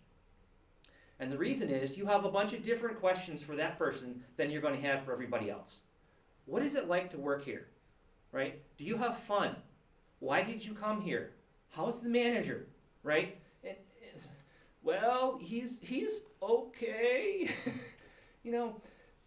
Pay attention to how they answer the questions, because they're never going to bash their own company.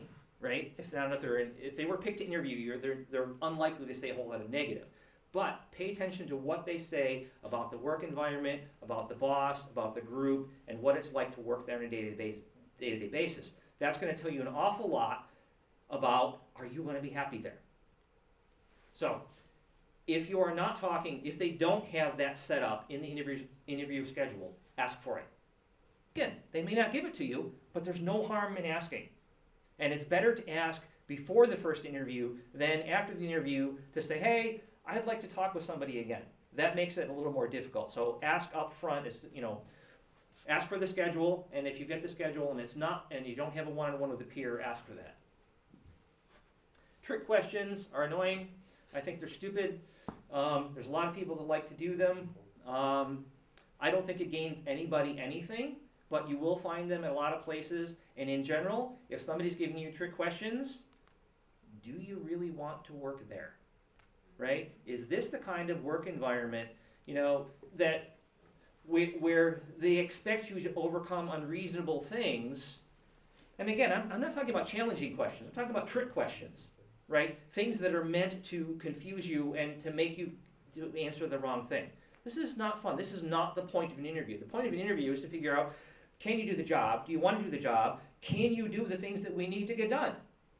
So trick questions are another one of those things, kind of like discrimination. If you get that kind of stuff, run away. Just, that's not the kind of stuff that you should be getting. On the other hand, I'm actually a believer in some type of testing. Whether it's they put you in front of a computer and test something, or whether you go to a whiteboard and say, how would you implement this algorithm? I have one company that used to give you a piece of, I don't remember what language it was written in, but they give you this like one line of code. It was like 10 lines long. What does this do, right? So you have to like figure it out. And in front of them, and if you're having trouble, they'll give you hints, right?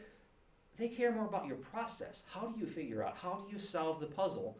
Not, oh, am I a genius and do I figure it out, in 2 minutes all on my own? But what is your approach? How do you solve things? That's one of the things you get out of, and that's one of the good things about a whiteboard test too, is you get to see somebody's approach. If you put them in front of a computer, yeah, they can code. Great. That doesn't mean they're necessarily good with a team. It doesn't mean they can do a lot of the things that are needed there.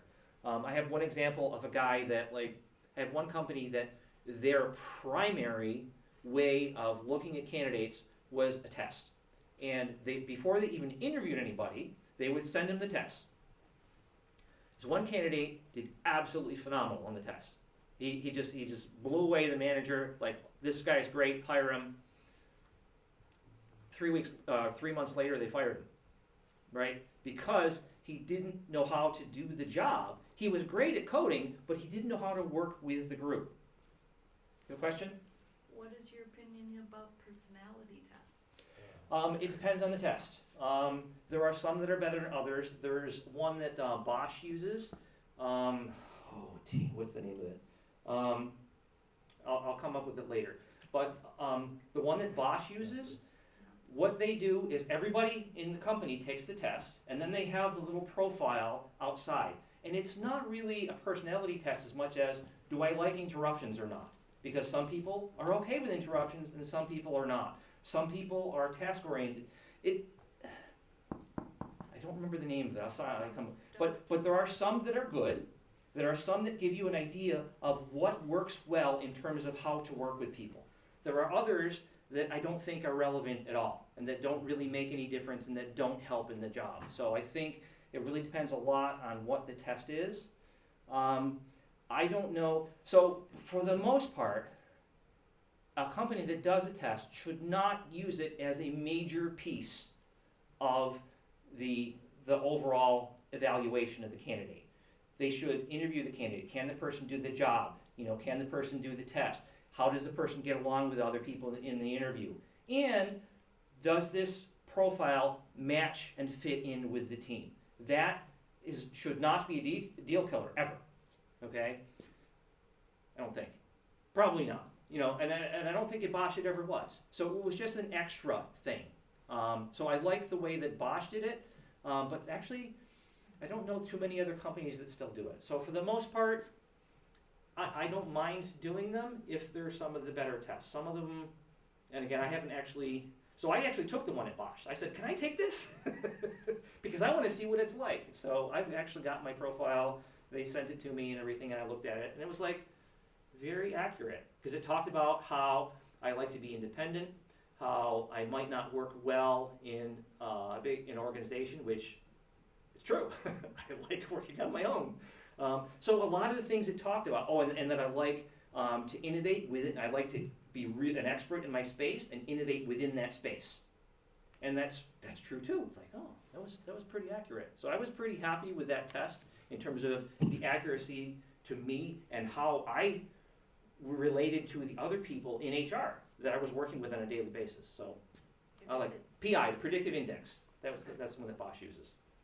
So, but I don't know that I would ever recommend that my clients use one.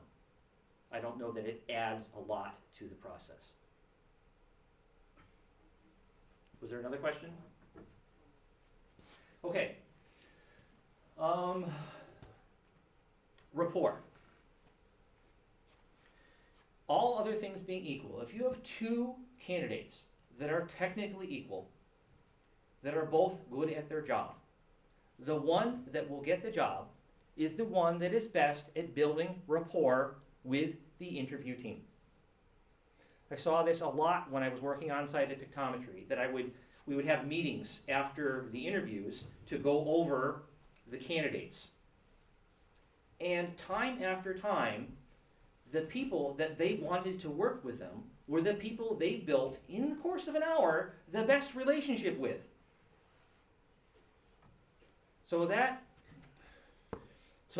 Which brings up the question, so how do you do that, right? Sure. That sounds like a great way to introduce bias into the hiring pipeline. It is biased. Yeah. It absolutely is. Because it doesn't necessarily, it's not necessarily accurate, right? Because somebody's ability, I'll give you a strange example. For a short time, as a recruiter, I was working on filling sales jobs. And the problem with sales jobs is, of course, everybody's a salesman. If you can't sell me on your ability, then you shouldn't even be in this business, right? So, I don't know. So there's particular ways of determining which salespeople are really the best, but really it's partly sales, right? Your ability, but to some extent there is also truth to it, because your ability to build a rapport with the team is an ongoing thing. If you can begin to do that in an interview, then that is a sign that you should be able to do that ongoing if you are working for the company. So, but again, that's just something that I found on site when when I met with the team that did the interview, and I was mainly just there as a recorder, right? I interviewed the person up front, gave it to them, then they did the interview. So I was watching what they were doing. And again, time after time, good people, all good people, what made the difference between two good people was the one that built the best rapport, the one that got along best with the team.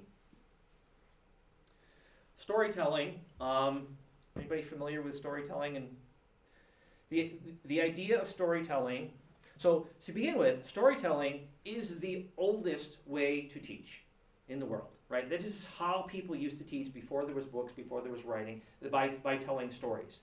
By telling a story, you convey a tremendous amount of information. So if somebody asks you a question, typically, if you can, answer with a story.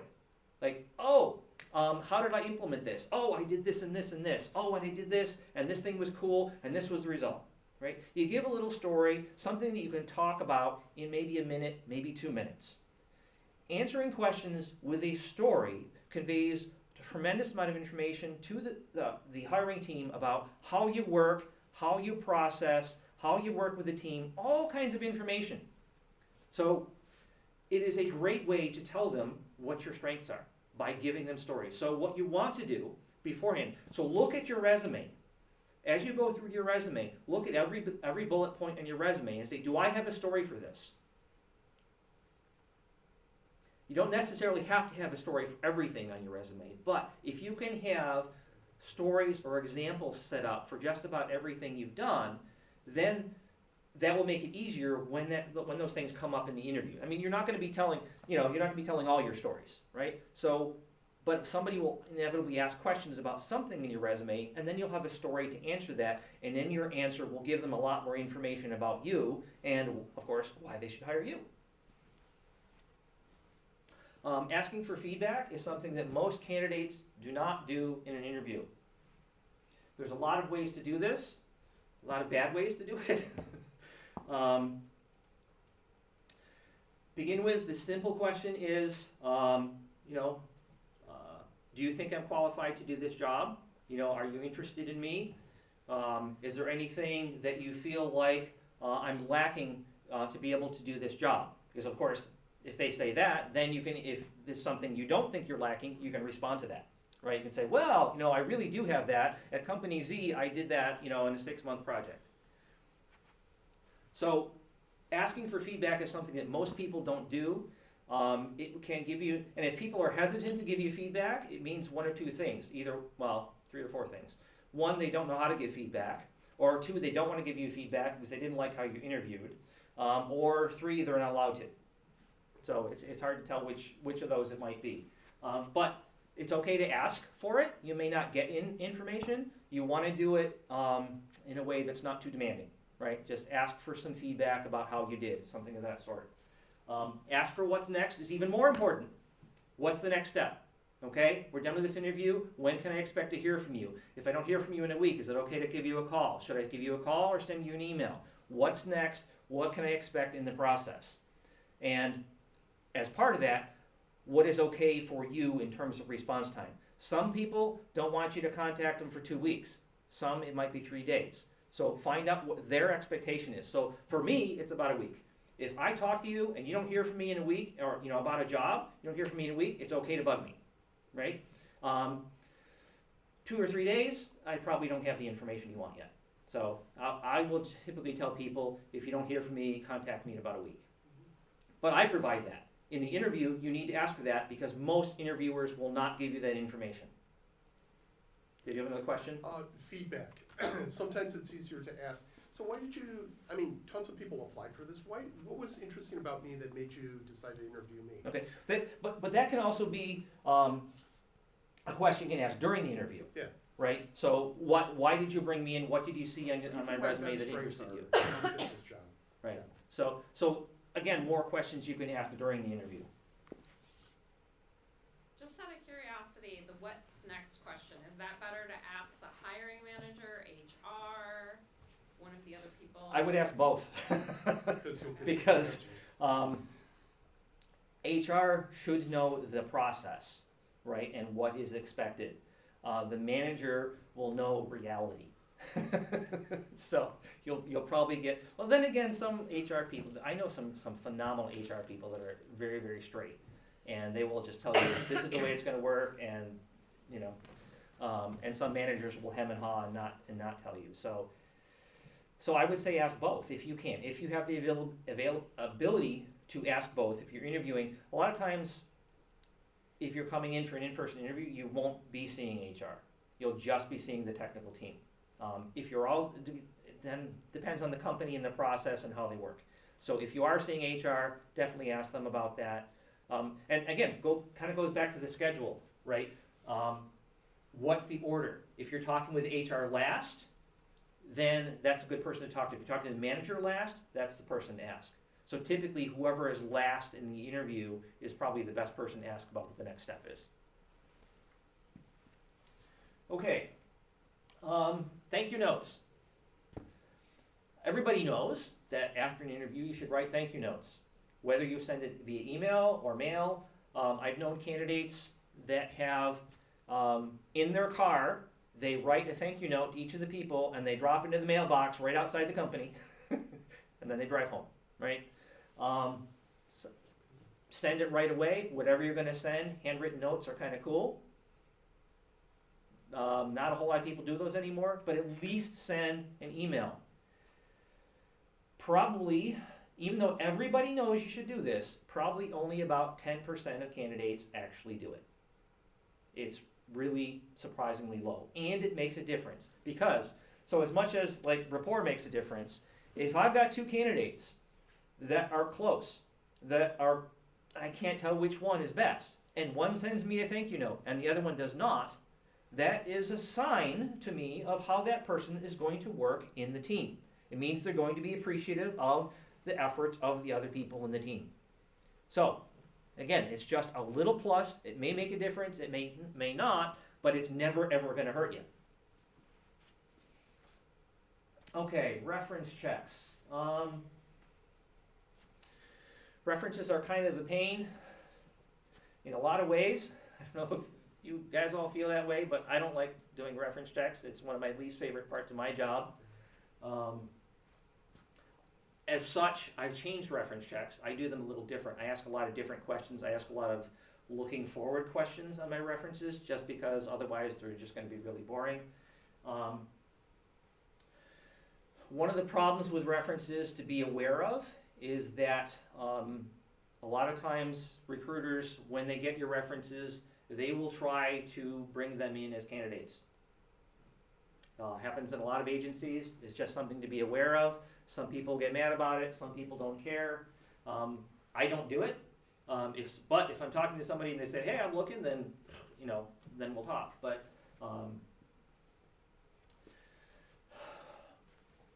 a lot of companies, so finding references for yourself can be very hard, especially in larger companies where they often have policies that the managers are not allowed to give references, right? So the best way to go around that is if you have a manager. So first of all, when you're looking for a reference, you want to ask somebody, would you be willing to be a good reference for me? The word good is important. I'm serious. I've run into it. I've run into people that have tried to sandbag. Like, Bob got a raise over me. So, yeah, I'll be his reference, but, I'm not going to say anything good about him because he got a raise when I wanted it, or a promotion. And I've had that happen. So ask somebody if they would be willing to be a good reference and get their cell phone number. Now, when I first started recruiting, we didn't have cell phones. But now, if I get their cell phone number, I can call them at home. So even if the company policy is that they can't give a reference, if they like you, they will most often do it. And now, here's this is kind of a recruiting trick, but even if the manager says, well, I'm restricted by company policy about what I can say. Say, well, how about this? I'll start asking the questions, and if there's some that you can't answer, you let me know. And next thing you know, I've gone through all 10 minutes of my reference check, and it's complete. So it works. So my suggestion again is get the cell phone numbers. If you're the person that is your reference, we'll give you the cell phone number. That is the best thing to send. Ideally, you want 4 references. You want 2 managers and 2 peers. All people that are familiar with your day-to-day work. Some companies will value the references from the managers more, some the peers. So it really depends. So again, it's a good idea to have 4. When I do reference checks, the requirement is to get 2 done. So if you give me 4, I'll call all 4, and the first 2 that call me back are going to be your references.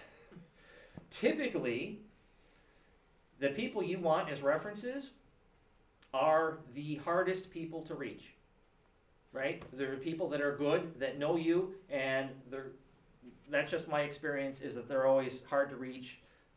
It's hard to find times to talk with them sometimes. So, and that's not a bad thing, that's normal. That's part of why reference checks are a pain. Would you normally use if you had an internal referral to the company, that person as a reference? Or have they already acted as I will go with the list of references that are given to me by the candidate. So if the candidate also gives that person as a reference, then I will definitely call that person and do a reference check. So it really is up to you. So whoever you present as references. If it's an internal, then sometimes that can have higher weight. Some companies may not care. So again, in my case, I'm an external, so I'll talk to anybody. But if it's an HR person doing the reference checks, they may not want to talk with somebody because they might assume that the manager's already talked to that person. So, how do you feel about references that people have written on like LinkedIn and things? I like them.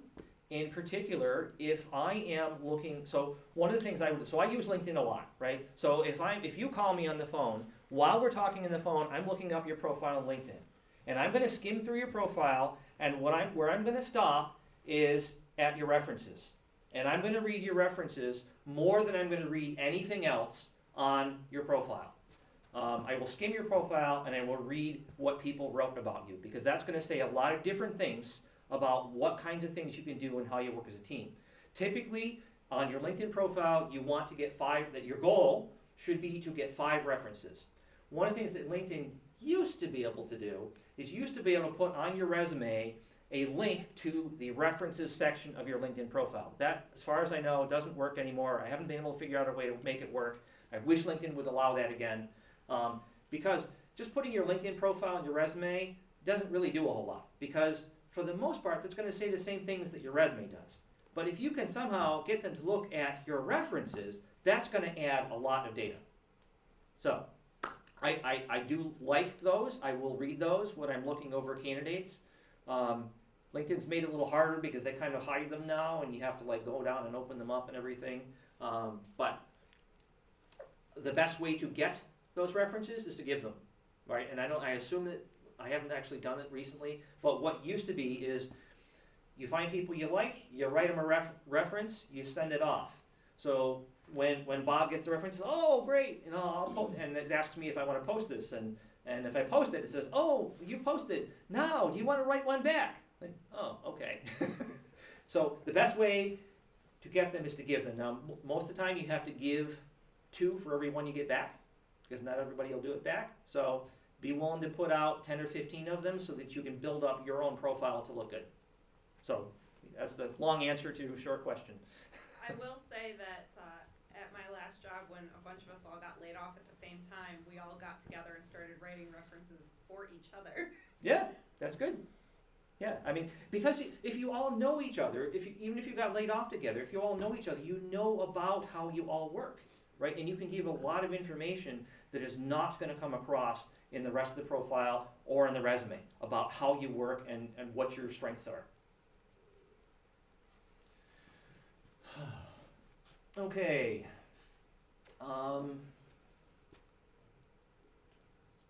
Salary negotiation. Again, I think salary should be a discussion. I don't think it should be, I think, the company should be open about it, the person should be open about it, and talk about what's going to work or what's not. The reality is that if the first offer that goes out is not right on salary, the odds of it working are lower, right? Significantly lower. So I like to have some of those conversations up front, find out, what the person's looking for, what are the requirements of the job, where does this meet, where does it not meet, where's the problems, and to be able to talk about that up front.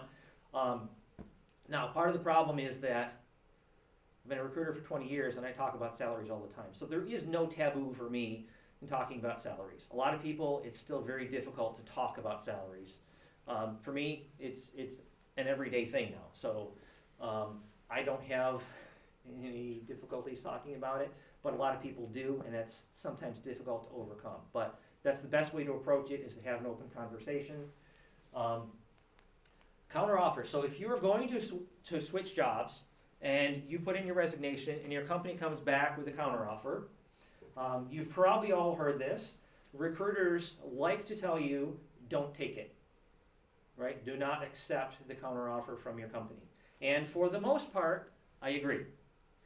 The reality is that every single time in my past, when somebody has received a counteroffer and taken it, within 1 year, they have still left the company. The problem is that the counteroffer from your company does not do anything other than throw more money at the problem. Whatever the reasons were that you were looking are not solved by more money. With a rare exception if you're like highly underpaid. In which case there's other ways to approach that, right? So it doesn't solve the problem. There was one case where a company made a counteroffer and they changed the person's job. They changed what they were doing. They put them in a different group, reporting to a different manager, doing the stuff that they really wanted to do. That person stayed there for another 2 years till the company went under and he got laid off.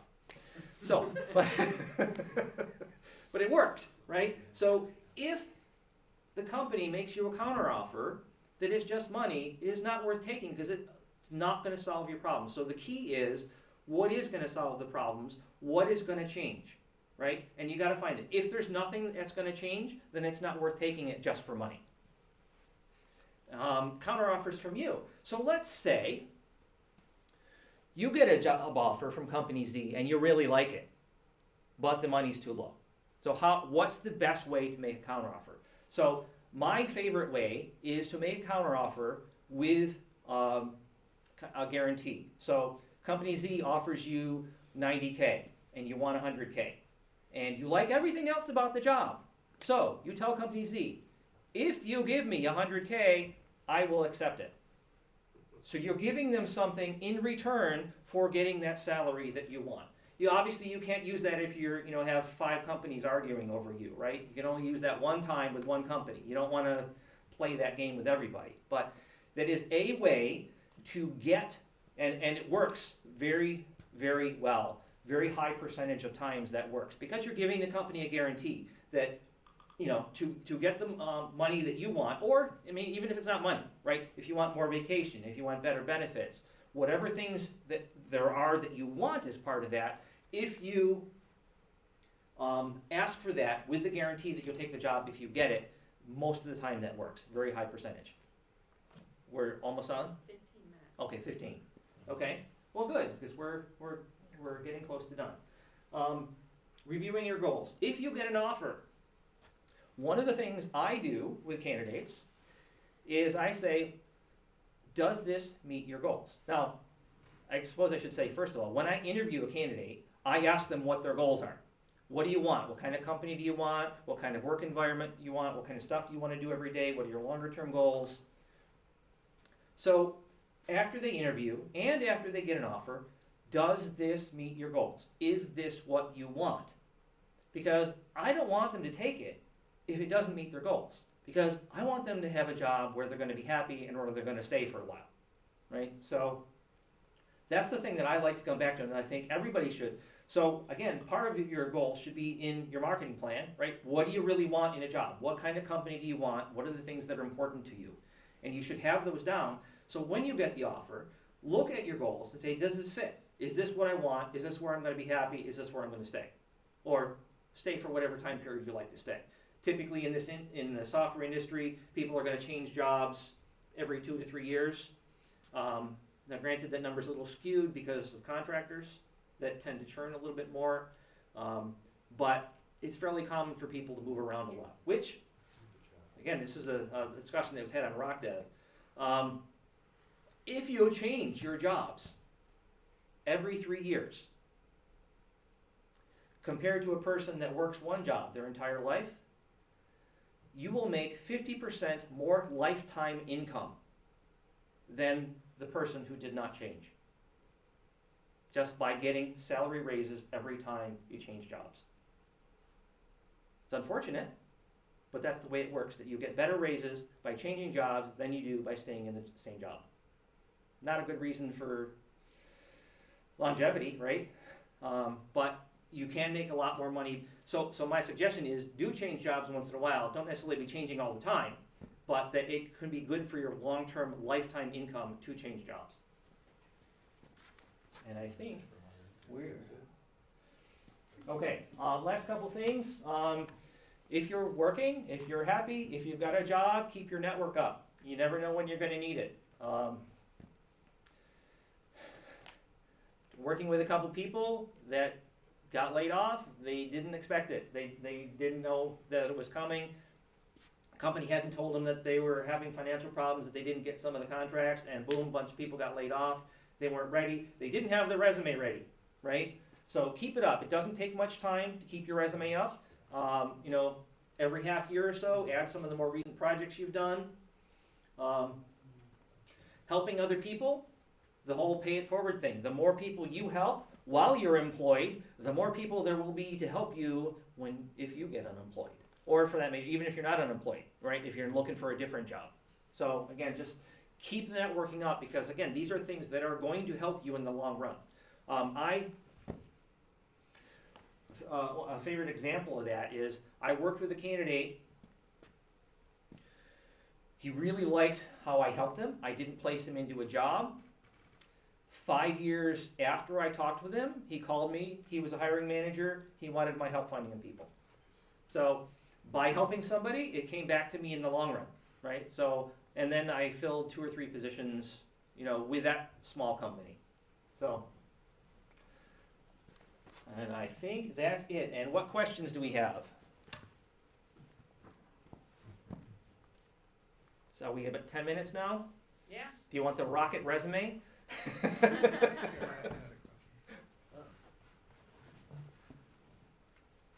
So you talked a bit about getting data on how to value yourself. Mhm. What kind of data do companies have for evaluating the salary range? Like, how do they decide how much they want to pay? Is it purely based on how much they can pay, or do they have access to market data that we as candidates do not have access to? Typically, they will do research that's similar. For example, a lot of companies I know in the Rochester area will call upon the Chamber of Commerce to get their salary surveys in terms of what are the local people paying and such. A lot of them will look at the job sites like salary.com and PayScale to see what are the pay scales out there. Some of them will do nothing. I know one particular large company that you would think is going to keep up, but like every couple years they like get behind and people start complaining, so they have to do so they only work, that particular company only makes salary adjustments when everybody starts complaining and leaving. I have one company that somebody in HR calls me every year to ask me about what the current salaries are. So I'm confident that company is keeping up on the salaries. So there's no one way to do it, but that is part of what compensation people in HR, if you have a big enough company, you've got compensation analysts, that is what their job is, to analyze compensation and compare it to market. Every company is going to have a strategy typically. Are we going to beat market salaries? Are we going to match market salaries, or are we going to undercut market salaries?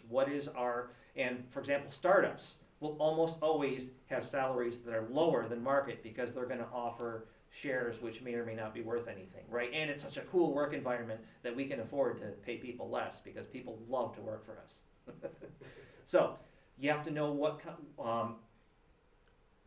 the people in there have to know what is being told to them from up above. What are we trying to do? Are we trying to beat market, match market? Harris RF is probably the best paying company in town in terms of on-site jobs. They consistently beat everybody else in terms of salaries. So they're trying to lead the market in terms of that. And it works. They get a lot of the embedded developers. So a lot of the smaller companies have trouble getting people. Carestream typically pays when they have people on salary pretty well. There's a couple other smaller software companies. Some of the companies, like there's one company that has an office here and they're based in Boston. They pay people here almost Boston salaries. So, that's a lot better. So again, there's no one answer to that, but companies should try to do research. A lot of them do, some of them don't. So, it kind of depends on the company size a lot too. So. I know as hiring manager, when I was in Raleigh-Durham playing hiring manager, when the 4th candidate bailed out because they got a better offer from somebody else, I went back to HR and said, look, we're not at range, we're in the right band, we need to increase it by 10%. Problem solved. Right. So, and yeah, so that's a good thing. If managers can do that, if things aren't working, I fired a client which I don't do very often, but about last summer, because they were telling me, yeah, we pay market salaries, and the one offer they gave was way short of where it should have been. And then I heard that some of their people were getting paid way under market. It's like, okay, you're lying to me. We're done. And so, right, so I fired the client for that and a few other reasons, but it's not gonna work. I could put in a ton of work for them and never get, wasted time. So, other questions? I can actually hang out afterwards too if you've got, personal questions. What's the local market like right now? Right now, the local market, for me at least, has been slowing down. Normally, for the direct hire market, the two best seasons are the spring and the fall. The spring is generally the best, fall is second best. Spring is best because companies have new budgets. Most of the time, they don't really get job descriptions and get jobs out to like February, so March and April is when they do the biggest hiring. Summer really slows down, and then hiring ramps up again in the fall. Normally, I work probably 10 to 12 jobs at a time. Right now, I have 6. So it is a little slow for me right now. I would like to see more. I've actually been in a nice place where I haven't had to do sales calls for a long time because I have enough repeat clients and referral clients. But I've actually started doing sales calls because I don't have enough work right now. So I am a little concerned that we might be going into, I actually wrote an article once labeled, "I am an economic indicator," which to some extent may be true, because when work starts slowing down for me, companies aren't hiring. If they're not hiring, it means they're having financial problems. So I am concerned that the economy is starting to go down, at least in terms of technical hiring. I just have a comment, I think, in terms of the most interesting questions that I heard tonight. I'm a hiring manager, or I'm an HR, excuse me, and your You're question okay. earlier about whether, what to do if you're changing careers and, maybe lack practical experience. And I think your question just now about salaries, and so I work for a smaller company. It's a partnership. The partners hold 100% of the risk every time we hire someone, because you can make or break our company a lot of times. And we are insanely conservative with cash, but we love our employees so much. We work really, really hard to get to, standard prices for our industry across the country, because we also hire people off-site. So I guess what I just want to point out is we hire a decent number of people who are new to the industry, because we know we have amazing staff who can train them. And also our salaries, I don't think, equal what we want them to right now, but we work so stinking hard on our culture and providing what we can to our employees. And therefore, researching the companies that you're applying for is, in my opinion, really, really way more important than, in my opinion, humble. I'm not, I'm not looking for a job right now, so maybe my opinion would change. But I don't see a ton of value in LinkedIn personally. You were talking about a portfolio, so powerful, so powerful. When people come in with the stuff that they've done on their own in addition to whatever experience they have, these are people who are clearly passionate about something related to their work, and that's what we want to surround ourselves with, because they're, we can innovate together for our clients, So I just feel like those things that are kind of hard to get answers to, and you probably know way more about that than I do, but interesting companies will find their way to interesting candidates. So that's my job. In one piece of my role is to make sure that our marketing ties into our jobs, and our jobs tie into what is really happening in our culture. So that's our number one selling and marketing point. Right, and there are more companies now really, really working on culture and being a great place to work and taking care of their people. And obviously there's some companies doing the reverse, right, that don't care about that at all, and they're losing people. So the companies now that are gaining the people are those ones that take care of their people. The employees are starting to understand that if they look for that kind of company that has that kind of passion, that really wants to do that stuff, that's willing to look at aptitude, at portfolios, beyond just, yes, you know, I'm a C# programmer. Yeah. And, you know, I'm working, you know, 9 to 5. So, you know, I you know, applaud any company that is working hard to do that. It's really difficult in the marketplace, and I know this might taste a little bit ageist, but there's really like an old way of doing business, and I always tease, it's like the way my dad talked about doing business and the way that, you know, we're really trying to do business. And the difference is, you know, Dad was always joking about, you know, top down, top down, top down, and we always joked, well, you know, you can't do that at home. That's not, you know, we need to be more collaborative. Us girls are not gonna do what you say, blah, blah. But I feel like that is a really easy parallel, you know, even though it's a little cliche to say about the office, right? That top-down dynamic and like really hard, domineering management style is kind of like the old way of doing business. And, you know, collaborating and, you know, getting people excited about finding, you know, new and innovative ways to do things. And finding also the clients that do that interesting stuff. You know, it's what makes going to work fun. And part of what you're seeing is a lot of those big companies that have a lot of that big structure are breaking down into smaller groups now and having more focus groups working on particular products that have almost their own mini culture. Right. Right, so that you're able to get a lot more of that cool stuff and that passion and those people that are really being a team and making a big difference together. And that's breaking down, again, there's obviously, we have a couple big companies, you know, in Rochester that are not that way, they're very top down. Yeah, but inside those big companies, you can find that microcosm. There are definitely some, so, and we're getting more that way. Could you say anything about trying to find remote work as opposed to, more? Okay. Trying to find local work? Finding remote work is not something I'm gonna pretend to be expert at. There are a bunch of sites, there's a couple that were listed on the RockDev site.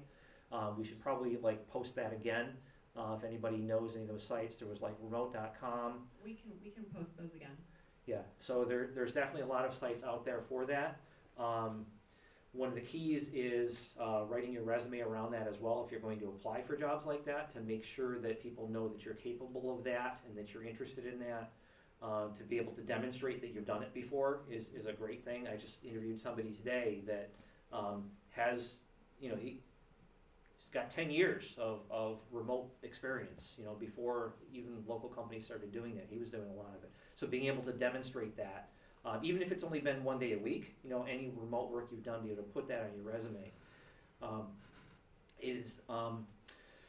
I would go back to networking too, is, you know, let's repost those on RockDev, talk to people that, other people you know that might be doing that. Post on some of the networks who, you know, ask for other people that are doing remote work. How did you find it? There is also a remote workers channel on RockDev. Oh, okay. On Slack? Yes. Okay, so I forgot about that one.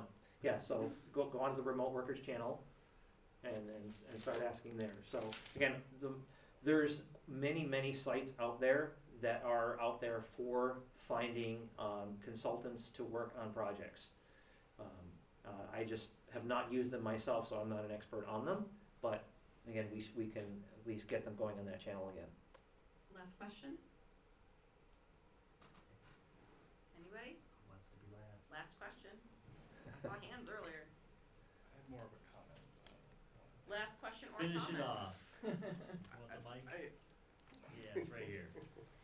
Sure, no, I just wanna, I brought up the portfolio in the context of, you know, changing careers and being a really powerful tool. I just hope companies don't over-index on it or give it too much weight, because it's not very inclusive. Not everyone can take the time to develop a portfolio in their spare time. And so it's one of those like double-edged swords, right? Like if you really focus on that, you can get like, you can very bias your hiring practice, you know, to a certain subset of people that is not representative and might be missing a lot of good folks. I think it's a problem with the portfolio. It's really powerful. It gets, you know, you get a lot of information about the candidate, but it has this really big drawback in that it's not very inclusive for people who aren't economically able to develop a portfolio because they're working multiple jobs, or, you know, if they have kids, a family, they can't take the time in the evenings to do it. And there are actually companies that are very biased toward that one of the things that they look for is people that work that love the work so much that they go home and do it, right? And that they do work on open source projects or do other stuff, and they actively look for people of that type. And if you don't have that, then you are at a severe disadvantage in the interview process, which is unfortunate because there are a lot of people that are very good at what they do and are very passionate about what they do. That passion isn't just that you want to do it at home too, right? There's a lot of ways to be passionate. So that can be, so that's the way I see the two-edged sword there, is that sometimes companies are focusing on that too much and not looking at what the person can do for them. And then there's actually other companies that don't care at all. Like, oh, you got a portfolio? Okay, I don't care. Come in and interview. I think So. it's fair to say that your interview, you're gonna be able to articulate your passion. Most of our portfolios are related to co-ops. Right. You know, they're younger people, they have extra free time, and their projects truly relate to what they wanna do and their interests. But Yeah, I think it's good to look at, I just don't want it to be too much of a filter, you know, on Right. on that funnel in the pipeline. Okay. Okay, I think that's it. We're all set. If you guys have any more questions you want to ask, like I said, he moderates our careers channel on Slack for RockDev. So please feel free to go there to ask your questions. He'll answer them. George will answer them. Others will answer them. You'll get lots of answers. You'll get more answers than you ever thought possible. Yes, lots of answers. And that's, at least some of them will be right. this is actually a very good group in terms of that collaborative type response. That you will get more answers than just from me, because Shane also answers a lot, and then the group, you will always get multiple answers to just about any question, and I've learned a bunch of things there as well. So thank you guys for coming. and we will do a section specifically on resumes at some point in the future, whenever that gets scheduled. So I'll be happy to come back and do it again. I like this site; it's nice. We'll do this again. Thank you all. Thank you. Are you on the slideshow? Yeah. Just occasionally. Okay, so. Because that was going to be. Thank you for setting everything up. Maybe that's why I don't get any email. Sorry, my laptop didn't cooperate with you. Usually it's the other way around. Yeah? Did you write fight here or something?